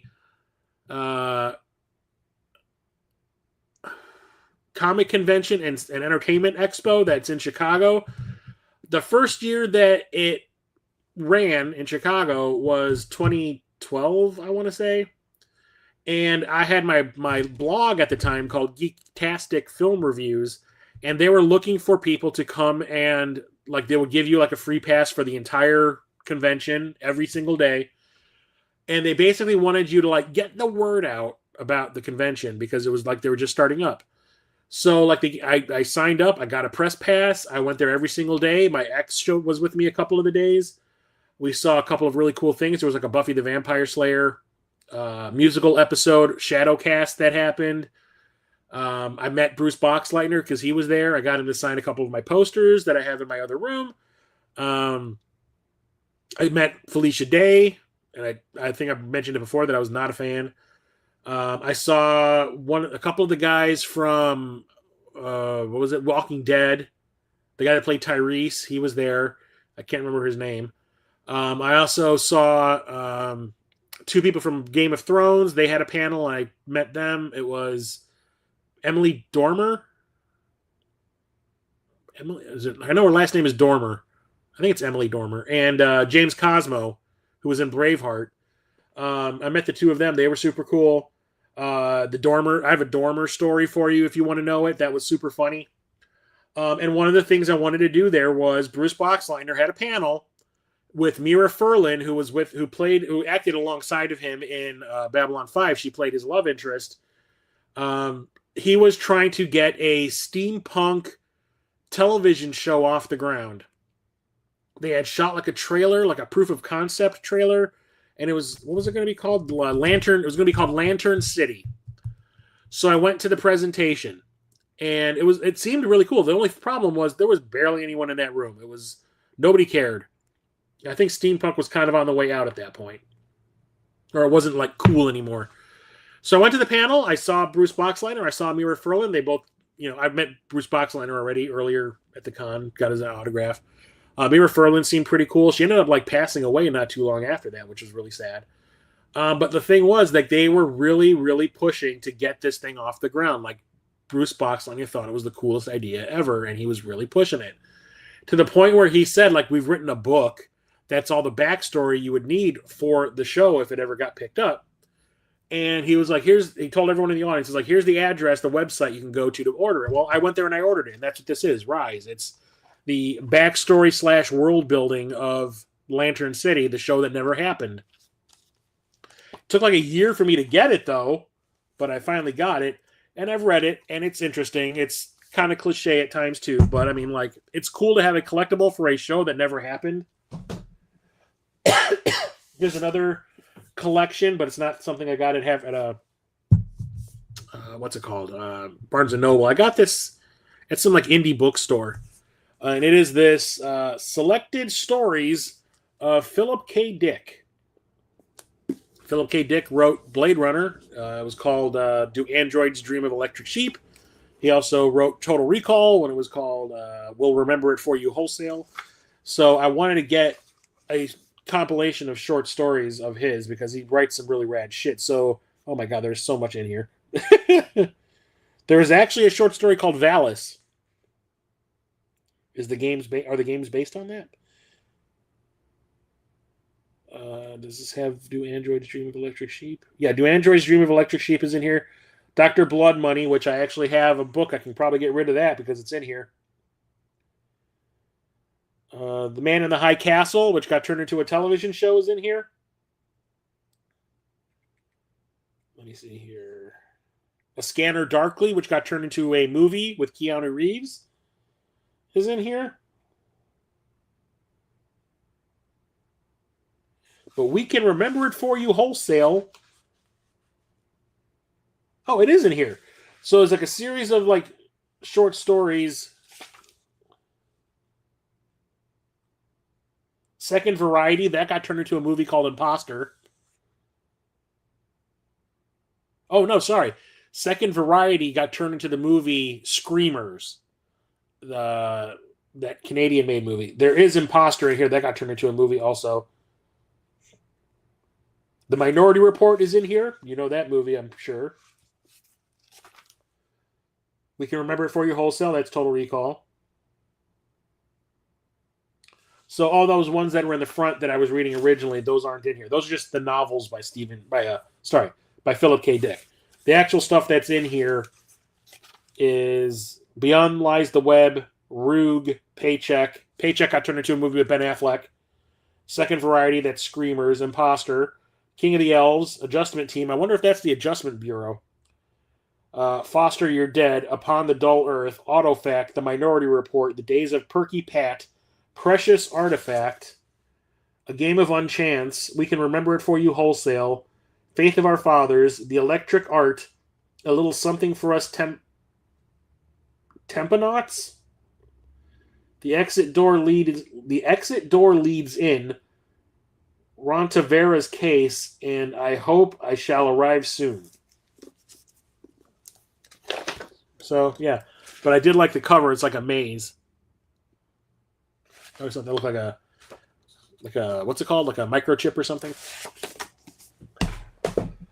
Next up is the book everyone's talking about. Even Telesplash on our little micro polo thread has been talking about this a lot lately. I picked this up because apparently this became so popular during COVID that I didn't hear about it.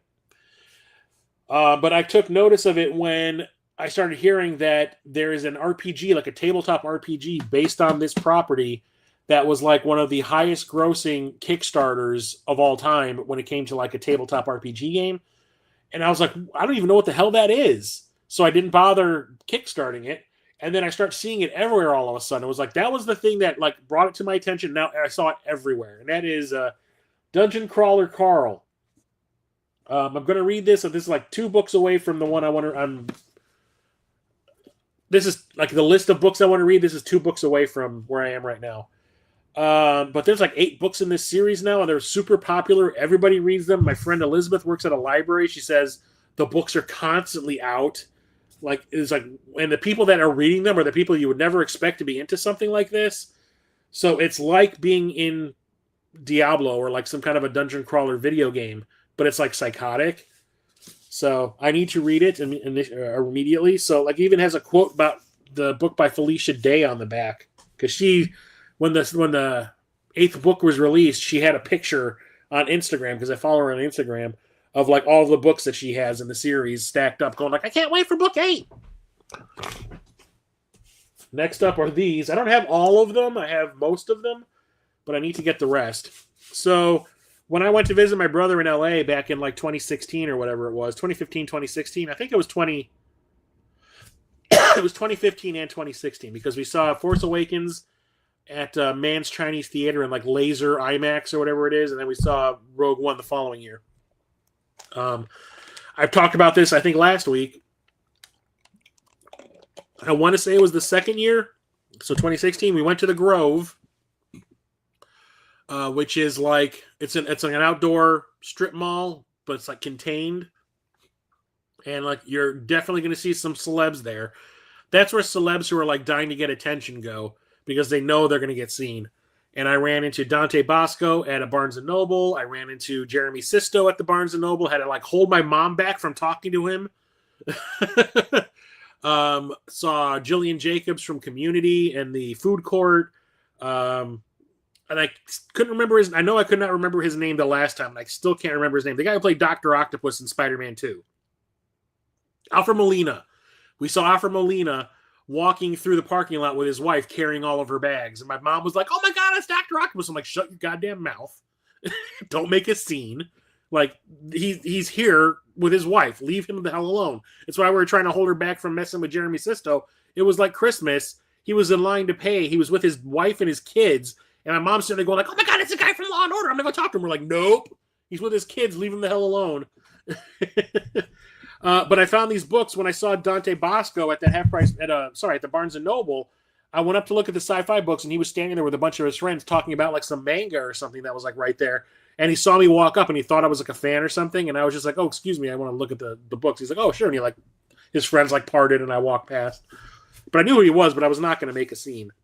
And I found the first 6 of these, and I bought all 6 of them, but I ended up selling them because, like I said, ran out of space. But now that I have more space, I am back into picking them up because I thought these were super cool. And it is these William Shakespeare retellings of the Star Wars films. So the ones I have are William Shakespeare's The Clone Army Attacketh. These are by Ian Dorchester.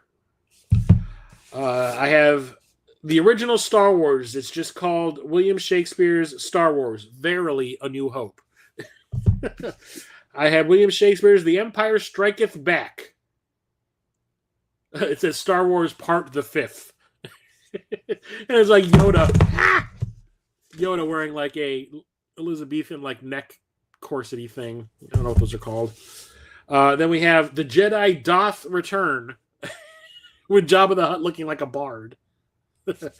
And I have The Force Doth Awaken. So I need to get I have to purchase again Phantom Menace. I can't remember what that one was called. I have to get Revenge of the Sith, and I need to get Last Jedi and Rise of Skywalker. I remember it was like the Skywalker's Riseth or something like that is what that one is called. But I've read the first one, the original movies, you know, the Verily A New Hope. It is weird as hell reading the original Star Wars movie as Shakespeare, but I love it. Next up, we have The Rules of Attraction. I bought this because of the movie. It's by Bret Easton Ellis, the same guy who wrote American Psycho. It is a psychotic book about a bunch of people at a university who are like, they're all looking for connection, but no one knows how to do it properly. It's really weird. I read this on the bus. My car was in the shop for like a week, and I read this on the bus and the train. And it's like every character has a different section of the book about them. But one section is completely in French. But like the movie I thought was really, really good, and I wanted to see what the book was like. And the book has a lot more in it compared to the movie, but it's still awesome. But I do not want to read American Psycho because I was not a fan of that one, of that movie. And now we've got the father of Cyberpunk, William Gibson. This one is the author. It says the author of Virtual Life. This book is called I Adore You. I've not read this one, but I think all of these are cyberpunk type stuff. And there's also Mona Lisa Overdrive. I have not read that. But the one I'm currently reading, so like I said earlier, I always read one book at work and one at home. I'm reading at home the third book in that Genesis Wave Star Trek Next Generation series. The one I'm reading at work right now is Neuromancer by William Gibson. This is like the first big book he wrote that you can totally tell that every science fiction movie that had come out since this got released, I think in like 1982 or 3, stole shit from this. The Matrix stole everything from this. Shadowrun stole everything from this. I mean, the character you play in the Super Nintendo game of Shadowrun, his name Jake Armitage, that's a character in this book. I'm about, I don't know, a quarter of the way through it. And it's good. It's a little hard to read because it's written from the first person view of this main character named Case. And it's like, you know, it's the world is lived in. He's talking like a person who lives in this world would. The only thing is all the terminology that he uses, we're not familiar with. So it takes a little bit of getting used to while you're reading it, but it's really, really good. The thing that I just got through was they do like a cyber run on a corporation to steal some information, and it was really, really interesting the way it was written. Because he's like, Case is like in cyberspace, but he can also hack into this girl that is working alongside him named Molly, and I do believe it's the same character that Dina Meyer played in Johnny Mnemonic, the movie. And he can like jump into her body and see through her eyes, so he knows where she is in the building because she's infiltrating the building at the same time he's hacking it. So she's trying to get rid of all the security people physically, and he's trying to get rid of the security things in the internet to get so they can like he can hack into the building and she can steal the things she needs to steal. So it's like he's jumping back and forth, and it's really, really cool the way it works. Here's another book by Seth Grahame-Smith, but this one is like another one of those Pride and Prejudice and zombie things, but it's basically he took like a historical biography about Abraham Lincoln and turned it into Abraham Lincoln Vampire Hunter. And the movie was made out of this as well, and I absolutely love the back cover. The book is awesome. The movie is awesome. I love it so much. It is so much fun. Like, just I can imagine like writing this and just having a smile on your face the whole time, going like, "This is the craziest freaking thing ever." I love it. Here's another collection, leather-bound collection from Barnes and Noble, and that is the Grimm's Complete Fairy Tales. This has got like the gold pages. You know it's from Barnes and Noble when it's got the gold pages. Holy shit, there are 211 stories in this book. Granted, they're like 1 or 2 pages each, but Jesus Christ. The Frog Prince, the Little Farmer, the Nail, the Tom Thumb, Tom Thumb's Travels, King Thrushbeard, Cinderella, Rapunzel, Sleeping Beauty, Hansel and Gretel. Yeah, I'm not going to read all of them. But yeah, there's a lot of crazy shit in here. I wanted to have that because, like, you never know. You just want to read a story that lasts like a page or two, but is complete. Why not? Here we go with Thomas Harris, the guy who created Hannibal Lecter. I have all the majority of the books in the series. So I've got Hannibal, which is the third novel in the series. I still haven't read this one, mostly because I had the other 2 books, before this. I think this actually belonged to my dad, and when he died, I took it. My mom was like, to me and my brother, she's like, "You want any of the movies from your father's movie collection? You want any of the books? Take them." I took this because I was like, I don't want to pay for it because I saw the movie and I did not like the movie. But I had the other 2 books in the series, and I was just kind of like, well, I can complete the quote-unquote trilogy, I guess. but I haven't read it yet because, like I said, I did not care for the film. But Red Dragon, which is the first book in the series, Hannibal Lecter's not really the main. He's not a main character in this. He's basically like a sub character, but they introduce his character in it, and they made this into a movie called Manhunter, which I love. They remade that as Red Dragon with Anthony Hopkins playing the character. That was like right after they made Hannibal. They rushed getting the remake of this out there because they were like, Anthony Hopkins is getting old, guys. He's not going to look like he did in Silence of the Lambs, and this is a prequel to Silence of the Lambs, so we need to like do it right now before he gets any older. I cannot remember the guy who plays Graham in it. Oh God, from Primal Rage. He played the Hulk in the Incredible Hulk movie from 2008. God damn it, from the Italian Job shit. I can't remember his name. Anyway, the book is awesome. Manhunter is awesome. And then we have the one everybody knows, and that's The Silence of the Lambs. And this one is awesome as well. It is creepy. This one gets under your skin. Thomas Harris has issues. But it's like a crime novel, it's like a thriller. It's really well written, and it's interesting, and it is creepy as all hell. And that one stuck with me more than the movie did. I love the movie, don't get me wrong, but the book has so much shit going on in it. Whew. And then I have Beowulf, the epic poem, but this is a new translation, a new verse translation by Seamus Heaney, bilingual edition. So it's in English. I don't know what the bilingual thing is. All of it's written in English. Oh, that's why. One page, like on the left side, is in Gaelic, and the other side is in English. So you're only reading the right side of the book. Otherwise, you're reading in Gaelic. But I read this, and I got this because of the movie, the animated movie that came out in the mid to late 2000s or whatever, and I wanted to read this before I saw the movie, and yeah. And then this is a new author that I'm getting into, and these books are like 3 away, or at least one of these is like 3 away from where I currently am in my library. And I just recently started getting these, and I've talked about these all in streams recently too. These are Grady Hendrix, The Final Girl Support Group. These are like horror comedies. And then we have How to Sell a Haunted House, which is the first one that I bought. And I need to go and get the rest of the books in my collection now. And the third book from Grady Hendrix to finish off this damn stream. I will be right back.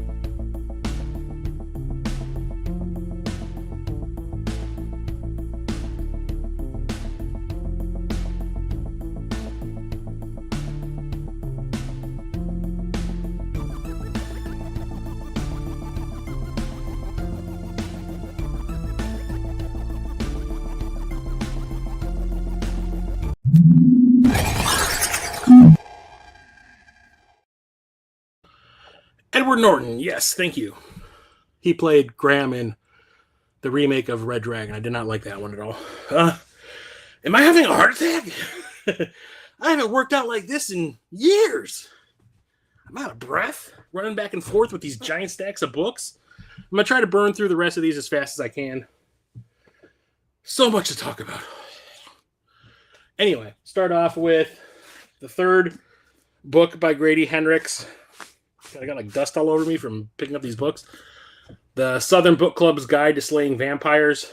These all came highly recommended because I'm a member of a couple of groups on Facebook that have to do with books. One of them is like Star Trek books because obviously I like Star Trek. And then another one is just like in general. And I keep on seeing these videos pop up of people going like, these are the best books I read this year or best horror books I read this year. And from a couple of years ago, a bunch of Grady Hendrix stuff has popped up. So I'm like, they all seem kind of fun. There's another one of those compilations, leather-bound ones I got from Half Price Books. Barnes & Noble. And so this is what I was reading when my peepers went bad. And that's Dune. So I thought this was a compilation of a bunch of the Dune books, at least the first like 3. But no, this is just the first book. And it's longer than I remembered it being. Yeah. So yeah, you can see it has like a bookmark ribbon in there, and that's about as far as I got before my eyes went crazy.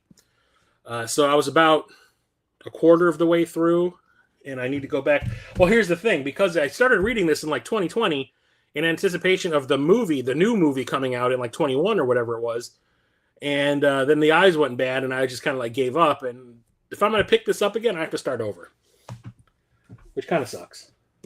This is kind of cool. There was a third book in this series too, but I got rid of it because everyone told me it was garbage.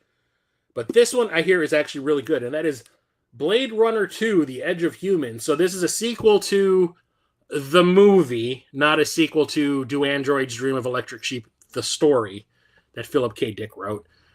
This was a sequel to the film Blade Runner. And then there was a third one also, and I remember everybody saying it was absolute trash. The second one was actually pretty cool. So I kept this one and got rid of the third one, but never got around to reading this. So if I read it and I like it, I might go back and try to get the third one just so I could have all of them because I love Blade Runner. Blade Runner 2047 is one of my favorite movies.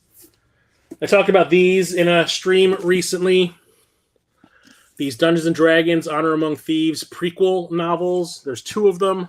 One of them is The Road to Neverwinter, and it's all about the adventuring party before the movie. So it was Edgin, Holga, Simon, Forge, and I can't remember the villain's name, Safina, I think. It's everything that happened to them before the events that got Edgin and Holga put in jail. So, yeah, it's all backstory, which I love. I love the characters, so I wanted to know more. And then the character who was not part of the adventuring party in the prequel, she had her own separate thing going on, was Doric. And this is the Druid's Call, all about her backstory before the movie took place. Did not know those existed. Went to Half Price Books and saw the Druid's Call one, and I was like, hell yeah. Looked it up, and it turned out there was another one too. Found this at Half Price Books as well. I know there's plenty of books out there based on this. This is the only one I currently own, but I plan on getting the rest if I can. And this is Critical Role, Bell's Hells, What Doesn't Break. So this is the prequel to the third campaign of Critical Role, and this deals specifically with the character of Laudna that Marisha Ray played in the third campaign, the undead, what was she? Undead Warlock. And she has a horrifically sad backstory. I'm still making my way through the third campaign because I'm not a big fan of it. I couldn't bring myself to sit there and watch like 4 to 5 hours of like a session because I didn't care for it all that much. But now they released these abridged versions, which they edited it like the 4 to 5 hours down to an hour. I'm like, that I can sit through. So I'm making my way through the rest of it now. But the character of Laudna is one of the more interesting characters from that campaign, so I thought it would be cool to get that book. And then here's where the majority of my book collection comes from. And it's all freaking Stephen King. Oh, God. So I've got Carrie. Everybody knows Carrie. Girl in high school, awkward, puberty hits, gets psychic powers. uses them against everyone that torments her. We've got Cell, which I loved. They made this into a really shitty movie with Samuel L. Jackson and John Cusack. I read this, I want to say, within the space of like a week, and I thought it was a really interesting, like, cool take on zombies, because there's different things going on than in your typical zombie story, and I thought it was really interesting. And I was like, I can't wait to see this turn into a movie, and then they ruined it with the movie. But the book, I think, is awesome. I think it has a really great kind of John Carpenter-esque ending. Then we've got The Dark Half. I've seen the movie. I have not read the book yet. Every time I would see like one of the books that had been turned into a film at Half Price Books and it was like dirt cheap and hardcover, I'd buy it. So I haven't read a bunch of these. But my brother swears by this. An author keeps on having these like spells where he loses consciousness, and everyone keeps on saying that when he says he's losing consciousness, he's still awake, but he's like an asshole. It's because he had a twin that he absorbed in the womb, and it's kind of still alive in his brain, and it takes over his brain at some points. It's kind of a cool story. I need to read the book. And I'm not reading these until I get all the books in my collection. We're talking the Dark Tower books. And there's like 8 of them or 9 of them or 10 of them or something like that. Maybe even 12. I don't know. But I've got the first 2 in hardbound or hardcover. The Gunslinger and the Drawing of the 3. I need to get all the rest of the books. And every time I go to Half Price Books, they have some of them. But I'm like, they're either look like shit. They look like they've been destroyed. So I never buy them. This one I definitely recommend. And that is Dr. Sleep. Recently got this one. I think I talked about this in a stream from a month or 2 ago. This is the sequel to The Shining, and I love the movie Dr. Sleep. It's one of those movies that when it ended, I didn't want it to end. I thought it was so good. I just wanted to, even though it was like a horror thriller, it's more like a supernatural thriller than a horror movie.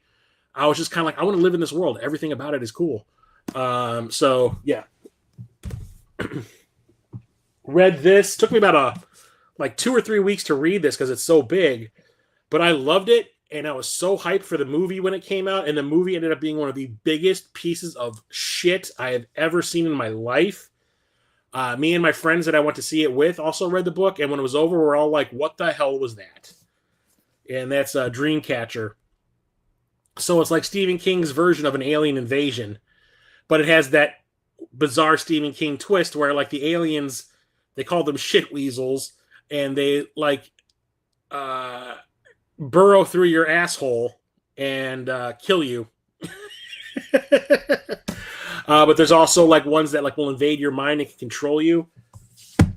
And like it also kind of ties into It a little bit because of the way the kids from the story of It, the way like they were kind of like psychically bonded or something like that. It's kind of the same thing that's going on here. Next up, we have Firestarter. Absolutely love the book. It's the movie that was with Drew Barrymore is the one you want to watch. Don't watch that remake that came out like 2 or 3 years ago or 4 years ago. It's god awful. Sure, the book ends in a completely different way than the movie does, but they're both really well worth reading and watching. And then we have It, and this is a thick boy. Loved the first part of the newer movie, the remake that came out a few years back. Did not care for the second half because it's the same kind of problem I had with the book where there's a thing going on in the movie where one of the characters has become a screenwriter and everyone says, well, you don't know how to end your screenplays. It's the same kind of criticism that Stephen King would get. Like he writes these great books, can't figure out how to end them properly or satisfactorily. So yeah, I like the book. I love the book until you get to the very end, and it's just kind of like, that's what you're going to end it with? That's how it's going to end? I'm like, okay, yeah, sure. This one is so large that it was like falling apart a little bit. And then there's Salem's Lot. I absolutely love this one as well. The movie that was made of this for the television movie version from the 70s is amazing. Don't watch the remake with Bill Pullman's kid. It is not good. But vampire moves into town. People start going missing, and then like a vampire like invasion is going to start happening. But the thing is about the movie, the television movie from the 70s, is they make the vampire Barlow out to be like he looks like Nosferatu. He's got like these white eyes and he's bald, big old pointed ears, massive fangs, long fingers with giant fingernails. In the book, he's more like an aristocrat businessman who's really charming and talks quite a bit. Which is kind of weird, but I mean, I get why they went that way, because that was kind of like, you want to make a vampire movie, you have to have some kind of crazy creature looking thing. But it's more subtle in the book, but the book is great. And then we have The Shining. Awesome book. I love the movie by Kubrick as well. I don't give a shit about that TV movie. I thought that was god awful. But the book is great. I think this is another one of those book club versions, because there is nothing on the back. But it's a great supernatural horror. And then we've got this thick boy. I'm like dusting them off as I'm talking about them. We've got The Stand. And I started reading this at some point. I want to say it was probably in the late 90s. And like I realized how overwhelming this was, because there were so many characters to keep track of, so much going on, so much information being thrown at you that like I was like, I don't know if I'm prepared to read this because it is so thick. Look at that. It's like over 1,000 pages or something, isn't it? Yeah, 1,153 pages. God damn. Yeah, I need to sit down and finally read it, but like I said, back in the 90s, I was just like, I don't know if I'm ready for this. Then we've got Skeleton Crew, and I do believe this is a compilation of short stories. Yep, a lot. The Mist is the first one. The Mist. Absolutely love The Mist, the movie. The monkey that the movie came out like 2 years ago, and I hated it. The Raft. I think they use The Raft in Creepshow 2.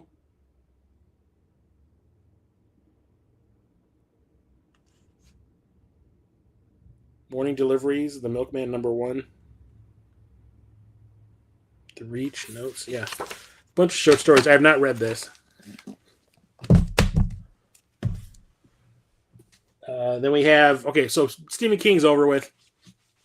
Next, we've got this Battlestar Galactica novelization. This is the pilot episode, which technically wasn't a pilot. It was like the first 3 episodes of the show crammed together into a movie. But like I want to say the first 2 episodes put together creates like a whole story, and I do believe that's what this is, a novelization of those first 2 episodes. And it's another book clubby kind of thing because there's nothing on the back. This one I highly recommend if you like claustrophobic horror. So I bought this on a lark. This has nothing to do with a movie that has a similar name. I bought it on a lark. I want to say it was Tower Records. And I was just like going through their book section. They had a book section, but it wasn't like massive.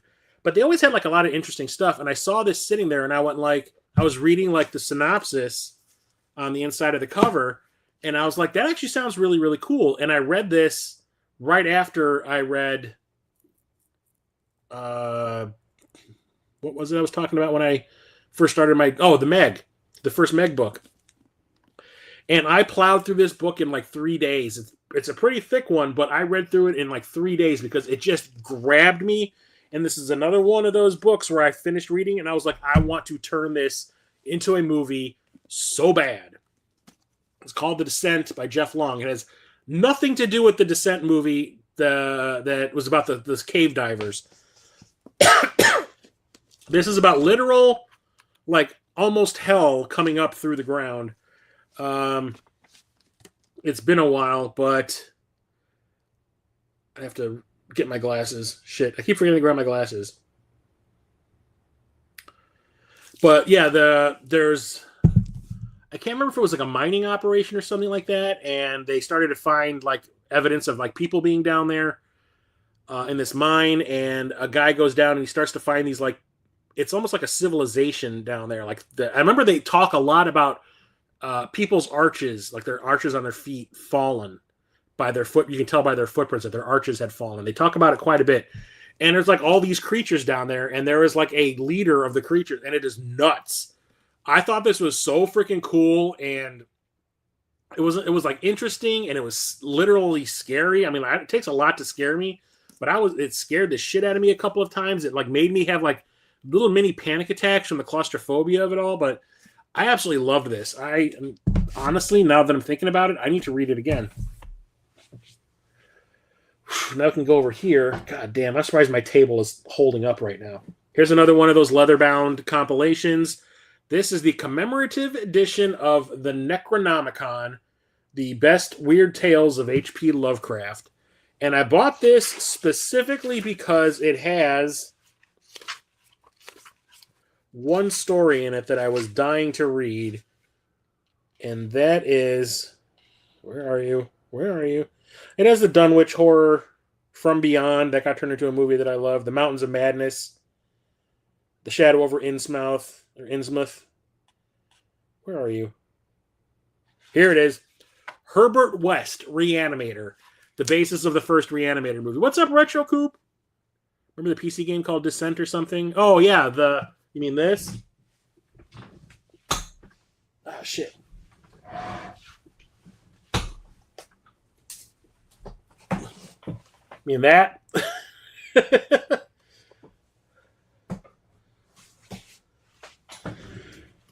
Yeah, I needed to get this because the first thing I did when I saw this sitting there I keep wanting to say Half Price Books at Barnes and Noble was, does this have the Reanimator short story in it? Because I wanted to read that so bad because I love Reanimator so much.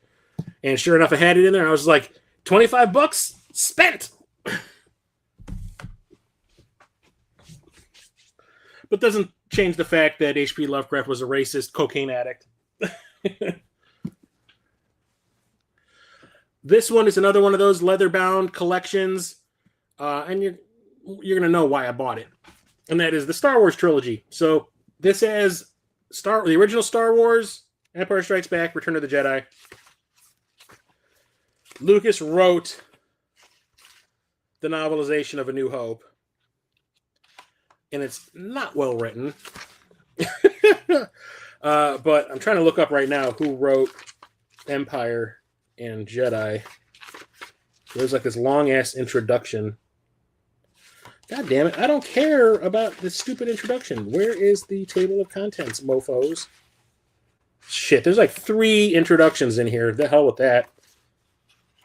But yeah, of course I had to get this. I mean, duh. That's the back. All these leather-bound editions that I would find there, I always thought they were so cool looking. That's why I bought so many of them. Picked this one up not too long ago, talked about it in a pickup stream, but it is this Dragon Riders of Pern book by Anne McCaffrey, and this has, I want to say, a number of the books in the series in it. Dragonflight, Dragon Quest, and The White Dragon. All in one book.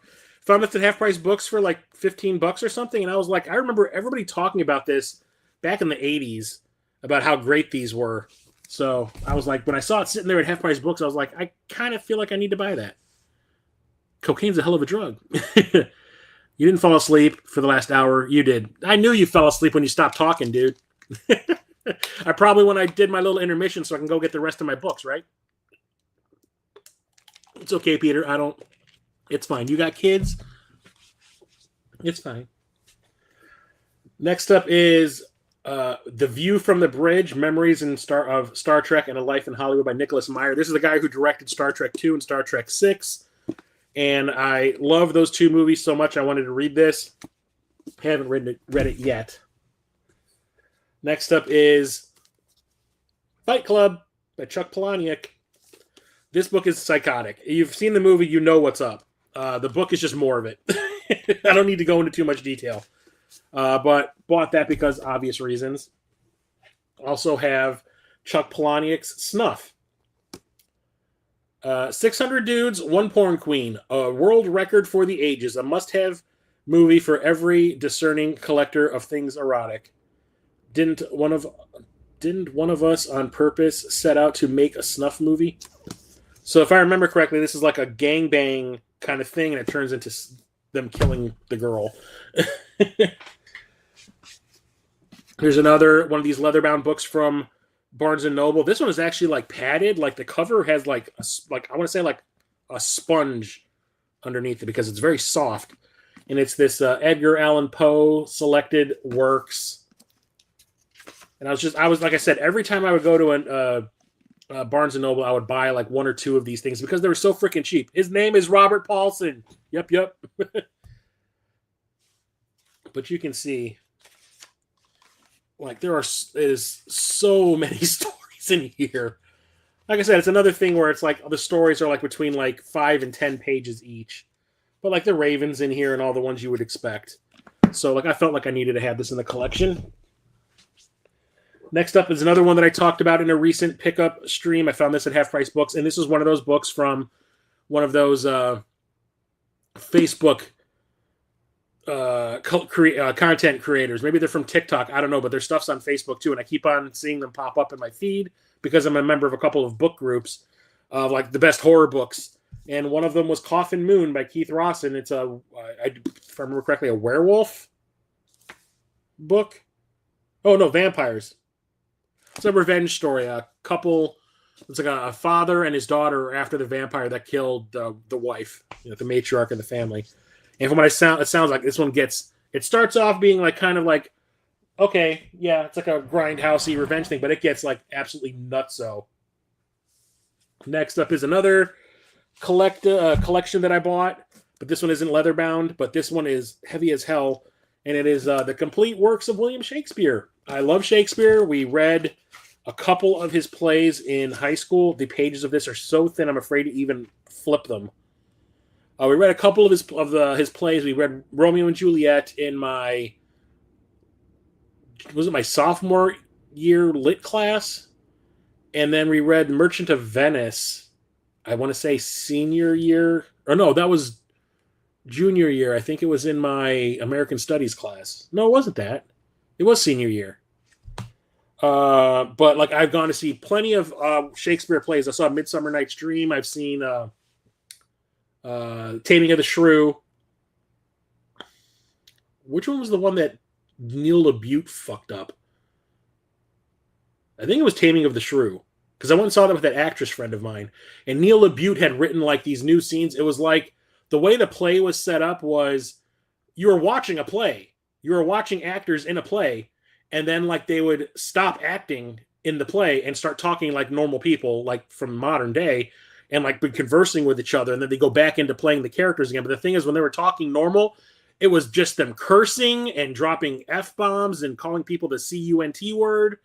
And it was just like, I remember me and my actress friend were watching it. We're just like, the hell is this? Like, who thought this needed to happen? This was so dumb. We saw it at the Navy Pier, the Shakespeare theater that they had up there. We were just like, when they were doing the actual Shakespeare part of it, it was great. But like all the Neil LaBute parts were freaking terrible. I'm double thinking that it was the one play that I'm thinking of.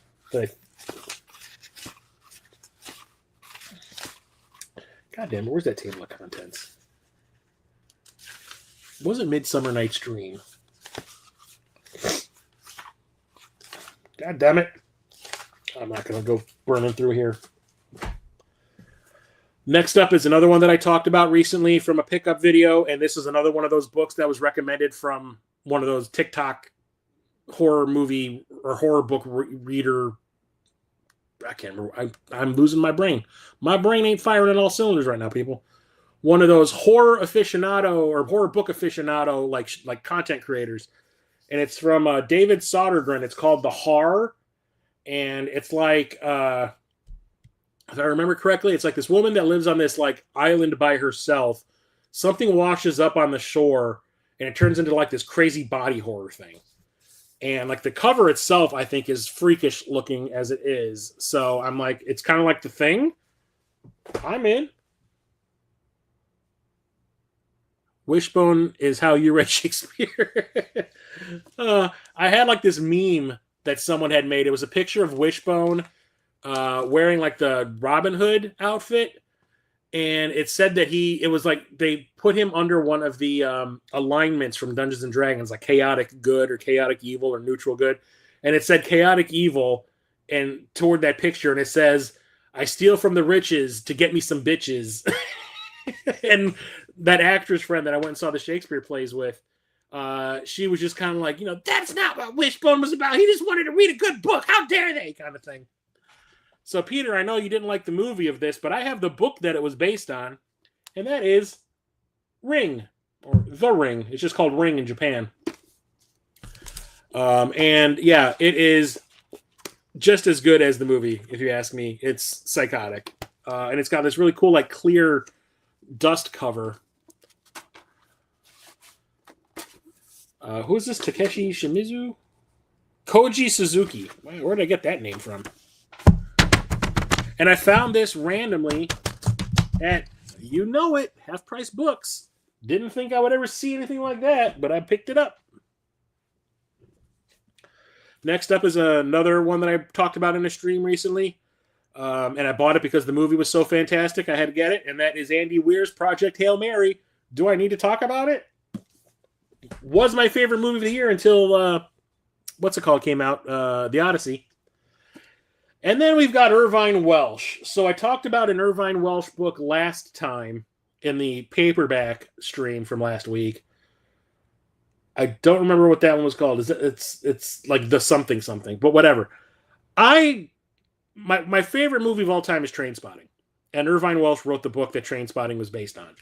So I started buying all the books. So there's 3 books in the Trainspotting series. I only have 2 of them. I need to find the first one because, actually, it's the third one. So there was Trainspotting, and then there was a sequel, and then there was a prequel. I have the Trainspotting, and I have the sequel. The sequel to Trainspotting is called Porno.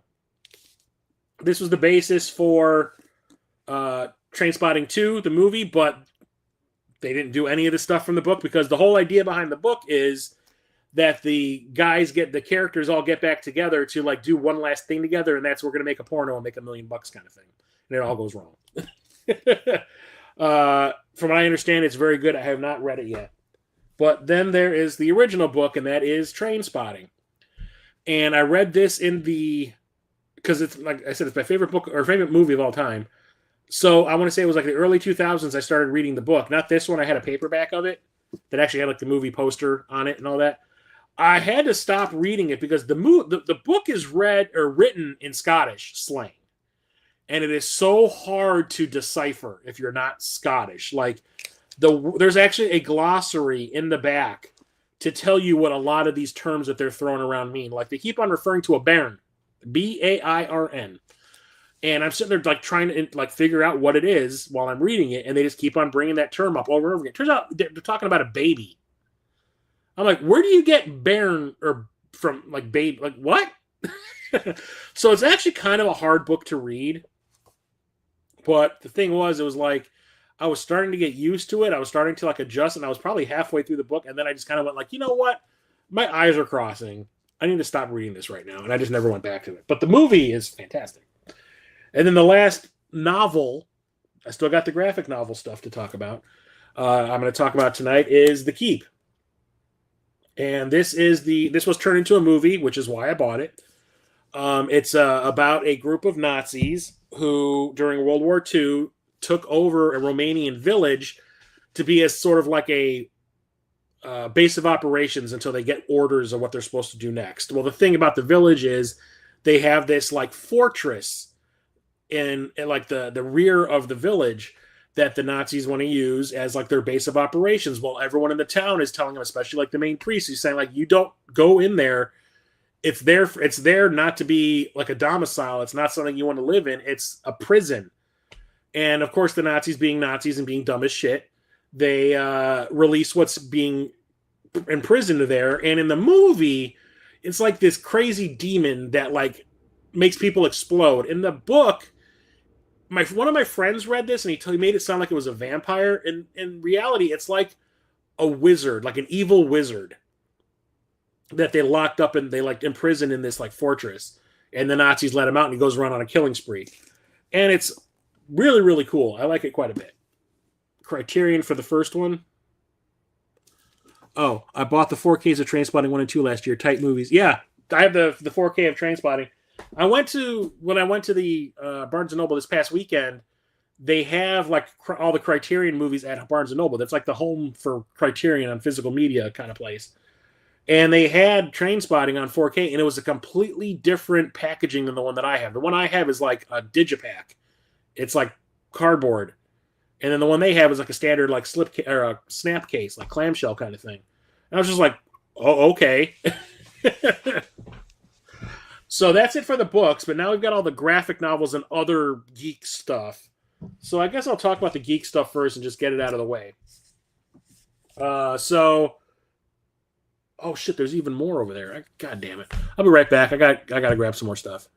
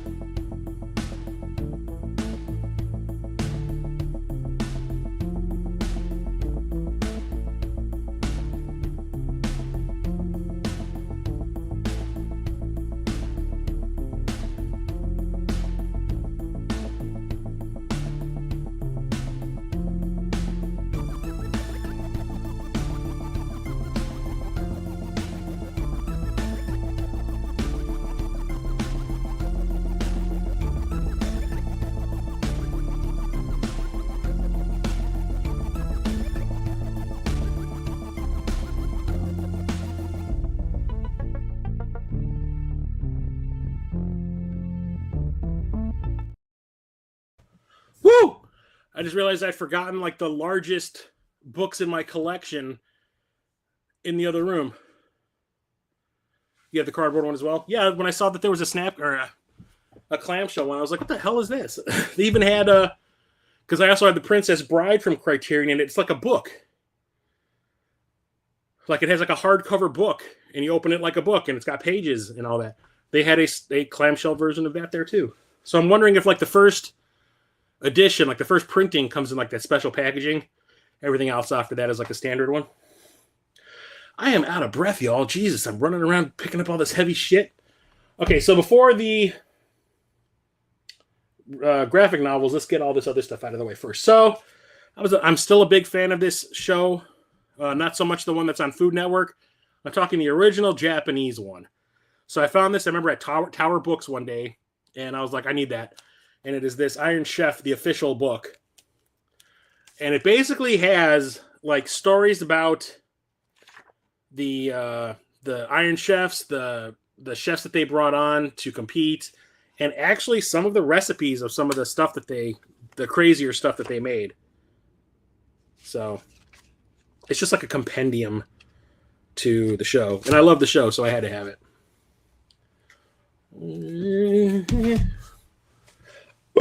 Okay. Okay, so I have this. A friend of mine worked at GameStop for like 6 months or whatever.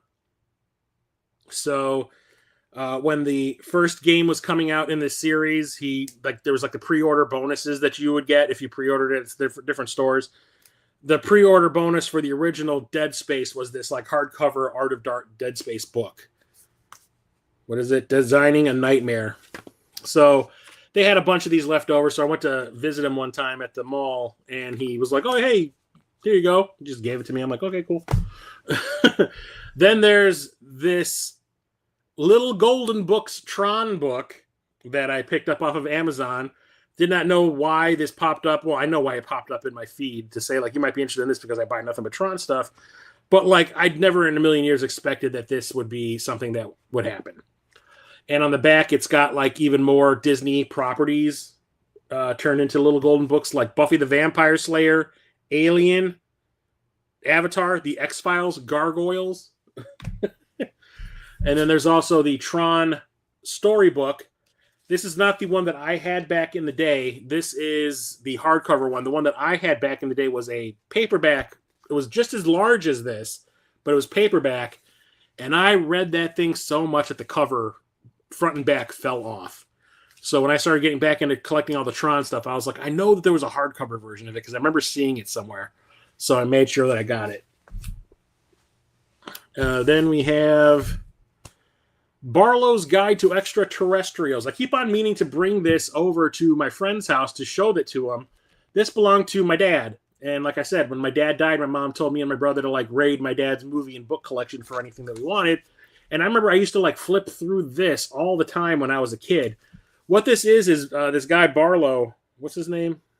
Douglas Barlow, basically would draw and like make paintings of the aliens that were in all these really popular science fiction books from like the 50s, 60s, and 70s. And I think the 80s too. And like the deer from the book, The Deer.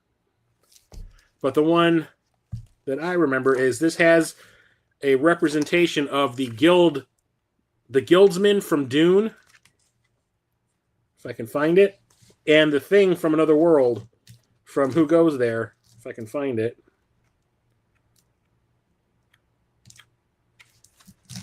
Because they look bizarre. Okay, here's the guild steersman from Dune. That's what his interpretation of what the people that pilot the ships that go faster than light look like in the Dune books.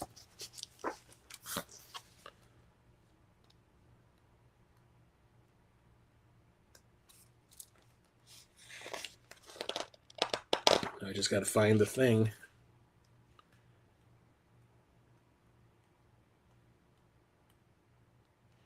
But like I thought the paintings in here, like the interpretations were so freaking cool. There it is, the thing. That's like what his interpretation of it is. Like it's turning into a dog. So I keep on like talking about this book with my friends because I keep on saying like, hey man, I got like this, like we always talk about Dune. Dune is my friend Justin's like favorite thing. And I keep on like he doesn't like what the guildsmen looked like in David Lynch's Dune. And I don't recall, I don't think they've ever showed them in the current Dune movies either. They just talk about them. But I was like, oh, I got this book where like a guy did like an interpretation of the ones from the book. So maybe I'll show that to you at some point. I keep on forgetting. They're coming over this weekend for my birthday. So I'm going to leave this out so I can show it to them. It's a good thing I did this stream on this particular day because when they come over on Saturday for my birthday, now I have it out for them. Let's see. Do I talk about that? I've got this The World of Critical Role book that is basically just interviews with all of the cast and some of the crew of Critical Role, and they basically talk about the first and second campaigns of the show, which at the time I was not familiar with because I was only watching the current one, which was the third one at the time that I bought this. So I was only watching campaign 3, but this was really got me into wanting to know what was going on with the first and second campaigns, and I ended up going back and watching a lot of the second campaign. Good man, my pops. Yep. There's that. Where am I going to put these? Jesus. That. Let's see here.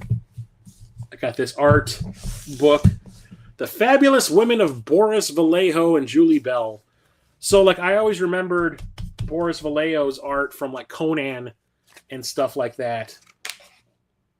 The guy paints beautiful shit. So, like, I found this online. I think it was on Amazon. And I was like, I remember it, like, popped up. It was like, people have bought this thing that you bought and have bought this, too.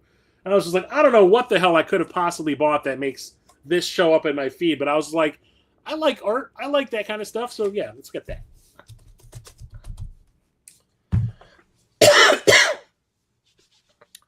What else is there?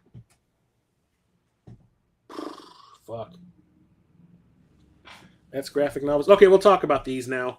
Brett Weiss, YouTuber. I've been on his channel. He's been on my channel. He's been on my podcast. I met him in person a couple of times at conventions. Nice guy. Is an author. And he had sent me, like, I can't remember if he sent out a feeler or something on Facebook where he was just like, hey, you like video game YouTubers, I'm looking for people to review my book, my newest book. Will you if I send you a copy, will you review it? And I was like, I'll do it. I'm always looking for reasons to have, an episode of my show, like for content. So he sent me this Classic Home Video Games 1989 to 1990 book, which covers every game for every console that was like current at that time. The Neo Geo, Genesis, Super Nintendo. I don't think Super Nintendo was out yet. So it's like Genesis, Nintendo, Neo Geo, TurboGrafx, that kind of thing. And I read the whole book back to front, learned about a whole bunch of games I didn't know anything about. Actually bought a couple of them because of this book, and then did a review, and he was like, "Thank you so much." I gave him a glowing review because like very informative and really well written and like really well researched and all that. You can tell he's played the games. So I was like, okay, cool. So we kind of like struck up a friendship because of that. Eventually, like I think it was like 2 months ago, I bought the previous book to that one, which was Classic Home Video Games 85 to 88. So this is basically all the NES, Sega Master System, Atari 5200, I think Atari 7800, TurboGrafx, I think was out at the time. Maybe not. And I just got this one, so I haven't been able to read it just yet. But for some reason, the hardcover versions of these books are really expensive now. So this one that he gave me for free, I think is like worth $100 right now. This one I got for not that much. It's definitely come down in price, but the one that came out before this, that's like all about the Atari 2600 and the Intellivision, the ColecoVision, Vectrex, and all that. That one is like $150 hardcover right now, and I don't understand it.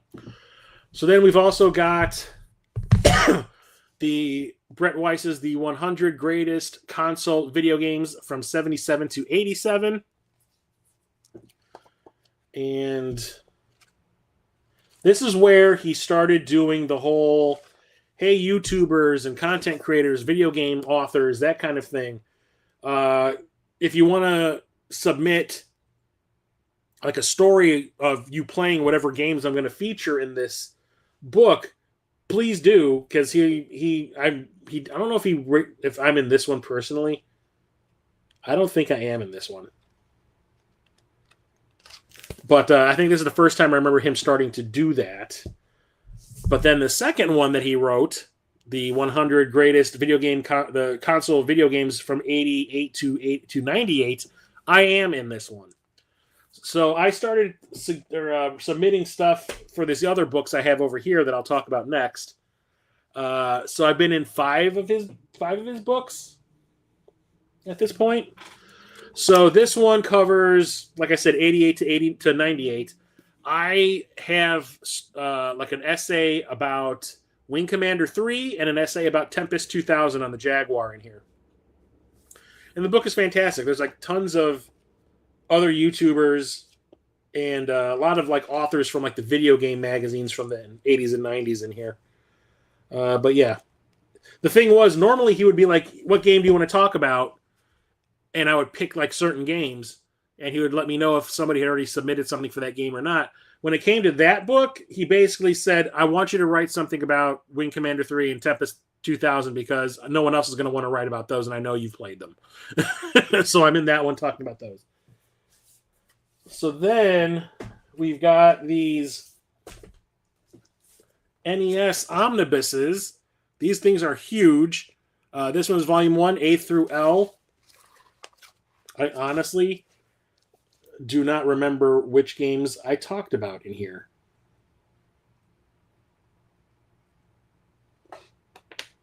But I know I'm in it. My name's in the back, too. This is like a glossary.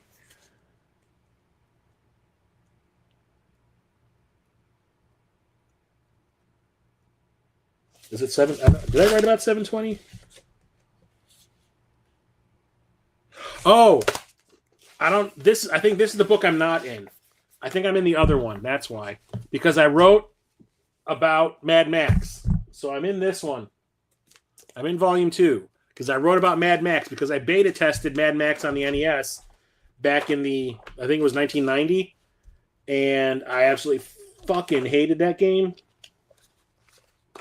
There it is, Mad Max.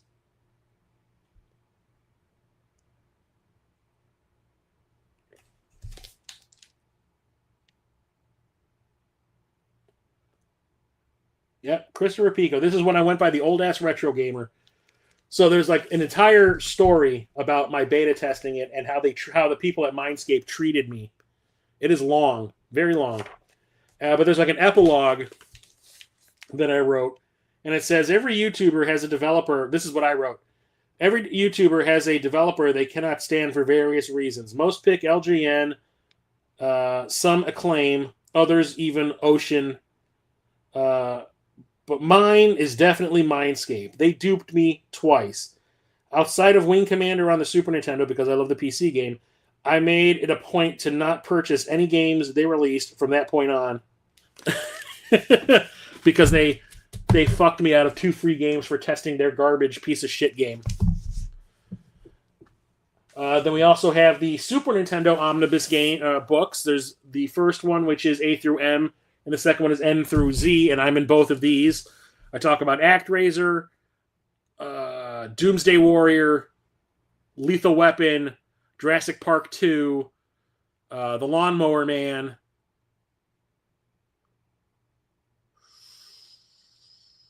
What else? Nothing big. None of the big games, because a lot of the bigger YouTubers, Brett kind of reserved those for the bigger YouTubers like Star Fox or Mario World and stuff like that. He reserved those for the bigger people to talk about.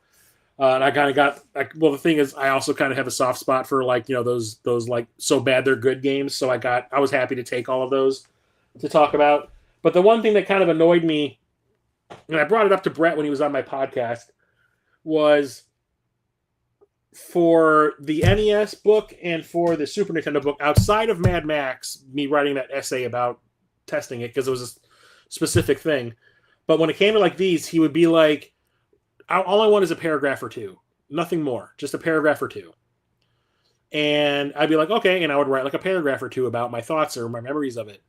But then other people would be writing like a fucking essay like I did about Mad Max. And I remember when I had him on my podcast, I was like, the only thing that I didn't like he would be like, because I know, what's his name? Pat the NES Punk was giving Brett crap for asking people to write his books for him, which he wasn't doing.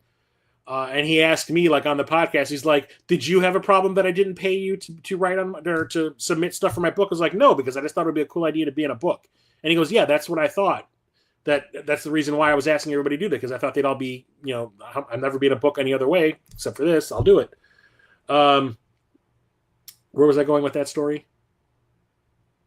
I was like, why is it that some of the stories written by some of the people are like an essay, and I was only told write a paragraph or two, and he's kind of like, I don't know.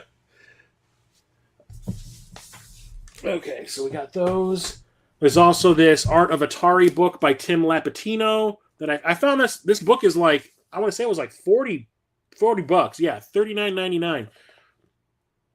Right before the Midwest Gaming Classic in 2018, I'd gone to Half Price Books, and I found this for like $10. And it is a thick-ass book, and it's like all about the artwork from the boxes for Atari 2600 games. The artwork in the Atari 2600 games are freaking amazing. Like, look at that stuff. That is fantastic. And then turns out that year, Tim Lapatino, who turns out lives not too far from me in the city here, I've ran into him at the movie theater by me, was going to be there in 2018, and I got him to sign my book. He's there every year, yeah, right there. To Chris, may the Atari be with you, Tim Lapatino. And when I saw him at the movie theater, I went to see the Transformers, the movie, the original animated Transformers movie from the 80s. And he was sitting right behind me with his wife and his kid kept talking the whole movie, asking him questions like, who's that? What's going on? What's this happening over here? What's that thing? And it was annoying the hell out of me. And I remember I looked over my shoulder like twice. I was like that close to saying, will you shut up? But I didn't. And then when he got up and left after the movie was over, I happened to glance over and I saw him walking down the aisle or the steps. And I was like, holy shit, that's Tim Lapatino. I'm glad I didn't say anything.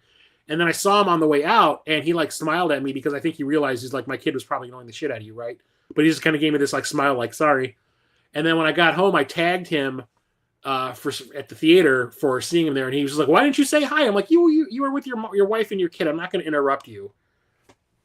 He's like, oh, it would have been okay. I wouldn't have had a problem with it. I'm like, I have a problem with it. I don't want to interrupt you. Okay, can we get to the comics now? No, I don't think so. Yeah, okay, I've got this too. Jesus. So I've got this Crystal Lake Memories: The Complete History of Friday the 13th. I bought this when I was at my old apartment in like 2008 or 2009, and I read this thing back to front. And it is everything you have ever wanted to know about the Friday the 13th movies. Interviews with pretty much every star or actor that was in a movie, the producers, the composers, the directors, all of it, everything. If they are still alive, they are in this book. Which kind of disappointed me when it came to the movie version. They made a documentary that's called Crystal Lake Memories that is kind of like this book, and half the people are involved. So the book is kind of the way to go. It is fantastic, and especially if you're a fan of the films. Put that there. I talked about this, I think, in last month's stream, that I picked up this Super Mario Brothers Encyclopedia, the first 30 years, the official guide. This goes through the original Mario Brothers game, the one that was just called Mario Brothers, to Mario 3D Land, which is when I think this book came out, was when the Wii U was still around. Or 3D World, sorry, 3D World. And it's basically a Nintendo Power walkthrough of every game, every character, every stage, everything you want to know about those games. It's in here. Then I also have this Legend of Zelda Hyrule Historia, which I also found at Half Price Books, and it's kind of the same thing for the Legend of Zelda. It's like all the backstory, all the artwork, the conceptual drawings for characters, and all that kind of stuff. So I had to pick that up. Got both of those at Half Price Books. Is that it for those books? Can I talk about comic books now? Thank you. Yeah, I think that is it. Okay, fine. Okay, now these are the graphic novels. And starting off with this gigantic Buffy the Vampire Slayer Season 8 compilation. This thing is a thick boy. So this is, I do believe, all of Season 8. So Buffy the Vampire Slayer on TV ran for 7 seasons. But a lot of people didn't want to see it go. Joss Whedon wanted to continue it, so he continued it in comic book form. And they made season, like the new version of the comic book series was called Season 8. So it dealt with everybody becoming a Slayer, like all these women becoming Slayers at the end of the 7th season. Willow is still kind of dealing with her magic problems. Faith comes back because she came back at the end of the series as a good guy. Dawn banged a demon, and now she is like 50 feet tall. Giles is out like doing like the work of like Buffy is training Slayers, but Giles is out recruiting them, kind of thing. And like shit goes wrong. And it's really fantastic. I think it was really great. I don't know if they ever went to a season 9 or not, but season 8, I think this is actually not all of it. I think this is just the first compilation because of that. So maybe I should look into getting the others in the series because it's fantastic. Yeah, it's weird. Like Dark Horse puts out like their compilations. They're massive, heavy as hell. I would not want to sit there and hold this book open, this heavy ass book open for more than 10 minutes at a time. The Friday the 13th book is really cool. Yeah, I love it. I wish they did one for Nightmare on Elm Street. I also got these two things from Dark Horse. One is Critical Role's Vox Machina Origins. This is Series 1, the Series 1 and Series 2 collection. So this is all of the comic books about the origin stories of all of the characters from the first campaign of Critical Role compiled into one. Haven't opened it yet. Have not read it. It's still sealed. Why it was sealed, I don't know. And there's also one that's the Mighty Nine Origins. These are the characters from the second campaign. This is the Volume 1 collection. So this one only has stories about Yasha, Not, Jester, and Caleb. So hopefully there's a Volume 2 collection I can get that has the rest of the characters. Okay. What else? Anything else? What else? That. Okay. I have so much heavy shit here right now. I'm surprised that the floor is not collapsing because it's all in one place. I also have 300, this hardbound version of the novel, which is like horizontally oriented.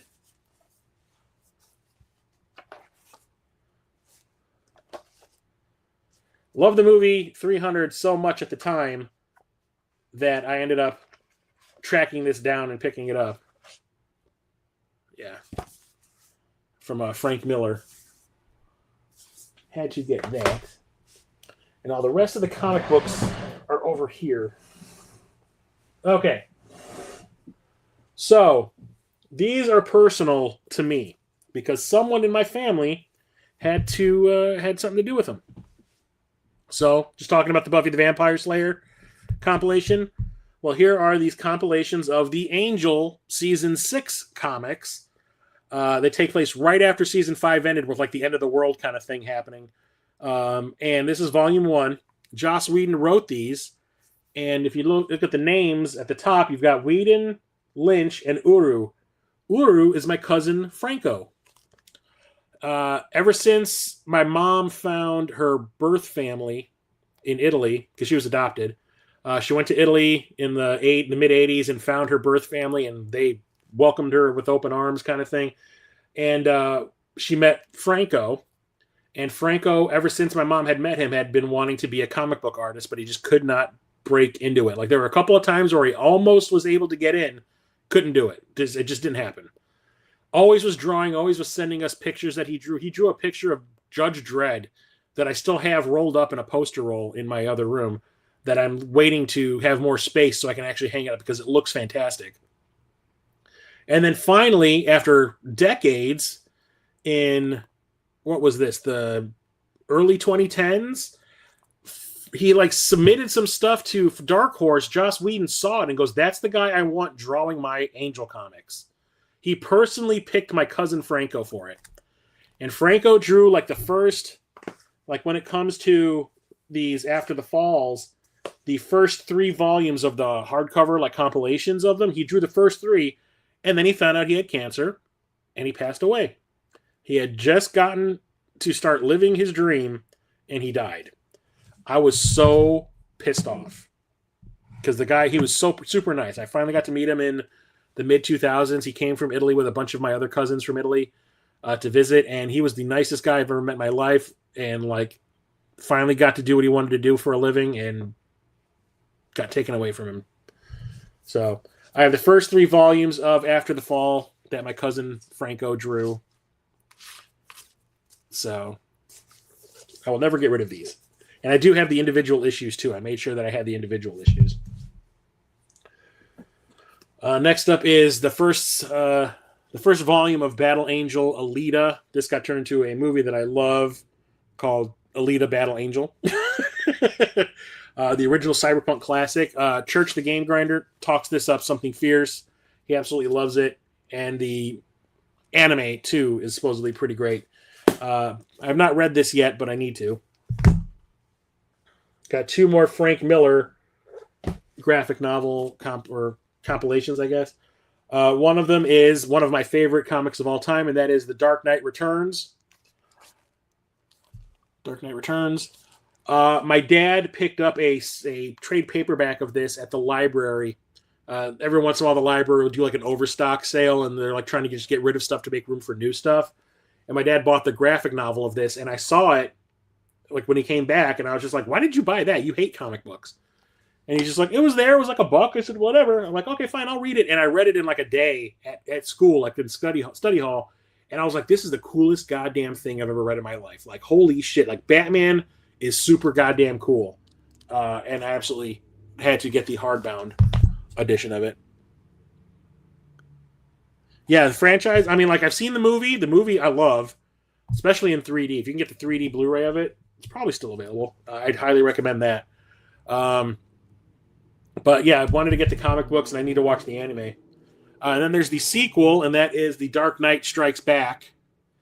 That came out a few years later, or a couple decades later, actually. And from what I am told, I have not read this one yet. It is not that great. Because this is when Frank Miller started to lose his goddamn mind. Next up, we have, I talked about these during the Midwest Gaming Classic pickup stream that at that Half Price Books that I went to with Rocket Sauce from the Cartridge Club. I found all of these Firefly graphic novels. So that's the Unification War Part 1, Unification War Part 2, and the Unification War Part 3. There are a bunch of other hardcover Firefly graphic novels there too, but like these are like multiple volumes in the same storyline. They only had like volume 2 of another storyline or volume 3 of another storyline. I was like, no, I want to get them all at the same time, so I put most of them back and got this. What's up, True Acolyte? Thanks for the like, I appreciate it. Welcome. Finally wrapping this up. This is the longest stream I've ever done. This is also a spoiler for my end of the month pickup stream. I ordered this at the beginning of the month, and it showed up like a week ago. And that is this, can't talk, Event Horizon Dark Descent graphic novel. This is a prequel to Event Horizon. All the stuff that happened to the original crew that they kind of hinted at and showed you a little bit of in like those clips on the computer in the movie, like when they went to hyperspace, what happened. This is everything that happened, and it is gross. This is by, what is it?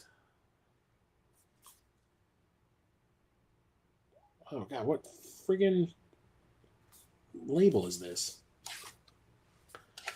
Well, the thing about this was I had to get this from their official website. What? Yeah, the freaking label. What label is this? God damn it. IDW. IDW is selling this special edition that is signed by the writer and the artist, which is why I had to get it from their website. But I've been hearing about this for a while, and I think there's also another Event Horizon graphic novel out there that's like a sequel to the movie. Maybe, but I know there's another one. But like I was hearing about this like a year or two ago, and I was just like, I really want to check that out, and I finally found it. Found a bunch of reader copies of old comics. Nice. My son freaked out that I read them. Which ones were they?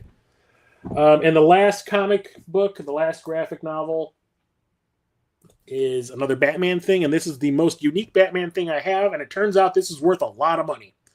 When I put this into my app to catalog all the books I have so I don't buy doubles, this thing is worth like hundreds of dollars. And I picked it up at the local comic shop back in the late 80s or early 90s.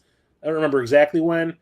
On a fluke, on a lark, I was just kind of like, oh, look, a new Batman thing. I'll pick that up, and it looked kind of interesting because all of the artwork in this was done on a Macintosh. It's called Batman Digital Justice by Pepe Moreno. And if you look at it, it looks like something that was drawn on a computer. It's because all of the artwork was. And if you look on the back, you can see that he's got like multiple computers surrounding him. And you can see what the artwork looks like. And it's basically about like Batman having to like create a computer virus because there's like this Joker virus that's infecting everything in Gotham. And Batman has to like find a way to fight back. Catwoman's in here, and Catwoman looks crazy. Late 70s Ghost Rider, reprint of the Johnny Blaze origin, Behold the Vision. Nice. So, yeah, it even says on here, all is computer generated. So, like when I added this into my app, and it just kind of shows you like the going price of it currently, I was just like, what? So, super glad that's in the collection, because I'm sure if I found out about it now, I'd want it and be like, hell to the no. So yeah, 3 hours talking about books. I probably should have split this into 3 different streams, not just 2. God damn it. I'm going to be hoarse tomorrow, but luckily I am off because I got to prep for the birthday thing that's going on Saturday. So thank you everybody for coming and hanging out with me. Sadly, True Acolyte just got here when I'm about to shut it down. Yeah, thanks to True Acolyte, J-Chip, Retro Coop, Peter from Waves and Games. Yeah, everybody that came and hung out with me and put up with how long this is and me talking about books. Next week, I'm thinking board games. That might be a shorter stream. Might be nice to do a shorter one after this one. I'm thinking board games, and then we can get into either the movies or the video games. And I will leave that up to you guys. So check out... So next week, I know it's going to be board games. But when it comes to the movies and the video games, I'll put a poll up on my Discord. You guys can vote on it. So, hang on a second. Let me bring the chat back down. You're going to probably rewatch it. Cool book collection. Thank you, sir. Thank you. About to pass out. I bet Peter's sleeping sitting up right now. You got a board game Lego I want to do? I remember if you showed up. If not, I highly recommend the Blackest Night event series. So, like I was saying, like I had to get rid of a bunch of stuff in my collection because I was running out of space. So, like I only had one bookshelf in my like all my books are in my bedroom. Everything else, like movies and games, are all out and everywhere else in the apartment. But my books are all in my bedroom, and I only had one bookshelf, and I ran out of space so quick that like I ended up getting rid of like a bunch of stuff, and I had a lot. Like Green Lantern is my favorite DC comic book character, and I had so many Green Lantern graphic novels. I had all the Blackest Night, the Blackest Night, and then the sequel was like what was it, the Whitest Day or the Brightest Day. I had I want to say a bunch of old Hal Jordan stuff. I had a bunch of John Stewart stuff. I had a bunch of Guy Gardner stuff. But I had massive amounts of graphic novels for Silver Surfer and for Green Lantern. I got rid of them all. Everything is awesome. Whoop. No, don't do that, computer. Brightest Day, yeah. No, that's not what I wanted to. Sorry, Acolyte. That's not what I wanted to. What just happened? Okay, I don't know what I just did. I did not mean to do that, Acolyte. How do I undo that? God damn it. Sometimes I really hate StreamYard. It just does stupid shit. I clicked on it to show what you were saying, and it banned you and removed you. Son of a bitch. How do I reverse that? People. Maybe in people? Private chat. Notes. Shit. I'll figure out how to undo that, Acolyte. Maybe I have to do it on YouTube. I don't know. I'm sorry. I did not mean for that to happen. That was not what I was intending to do. Shit. Okay, I don't know what the hell I just... Yeah, I don't know how that happened. God damn it. The hell with this freaking program. Anyway, yeah, I had to sell a bunch of stuff, and I didn't want to, but I had to because, like I said, I had nowhere to put all this stuff. And it was heavy as hell, and I was always afraid that like I'd have so much stuff that the floors would collapse. But that hasn't happened yet. So yeah, okay. So I'll be back next Thursday with the next physical collection or physical media collection stream. Like I said, it's going to be my board games. Hopefully, I'll get True Acolyte unbanned.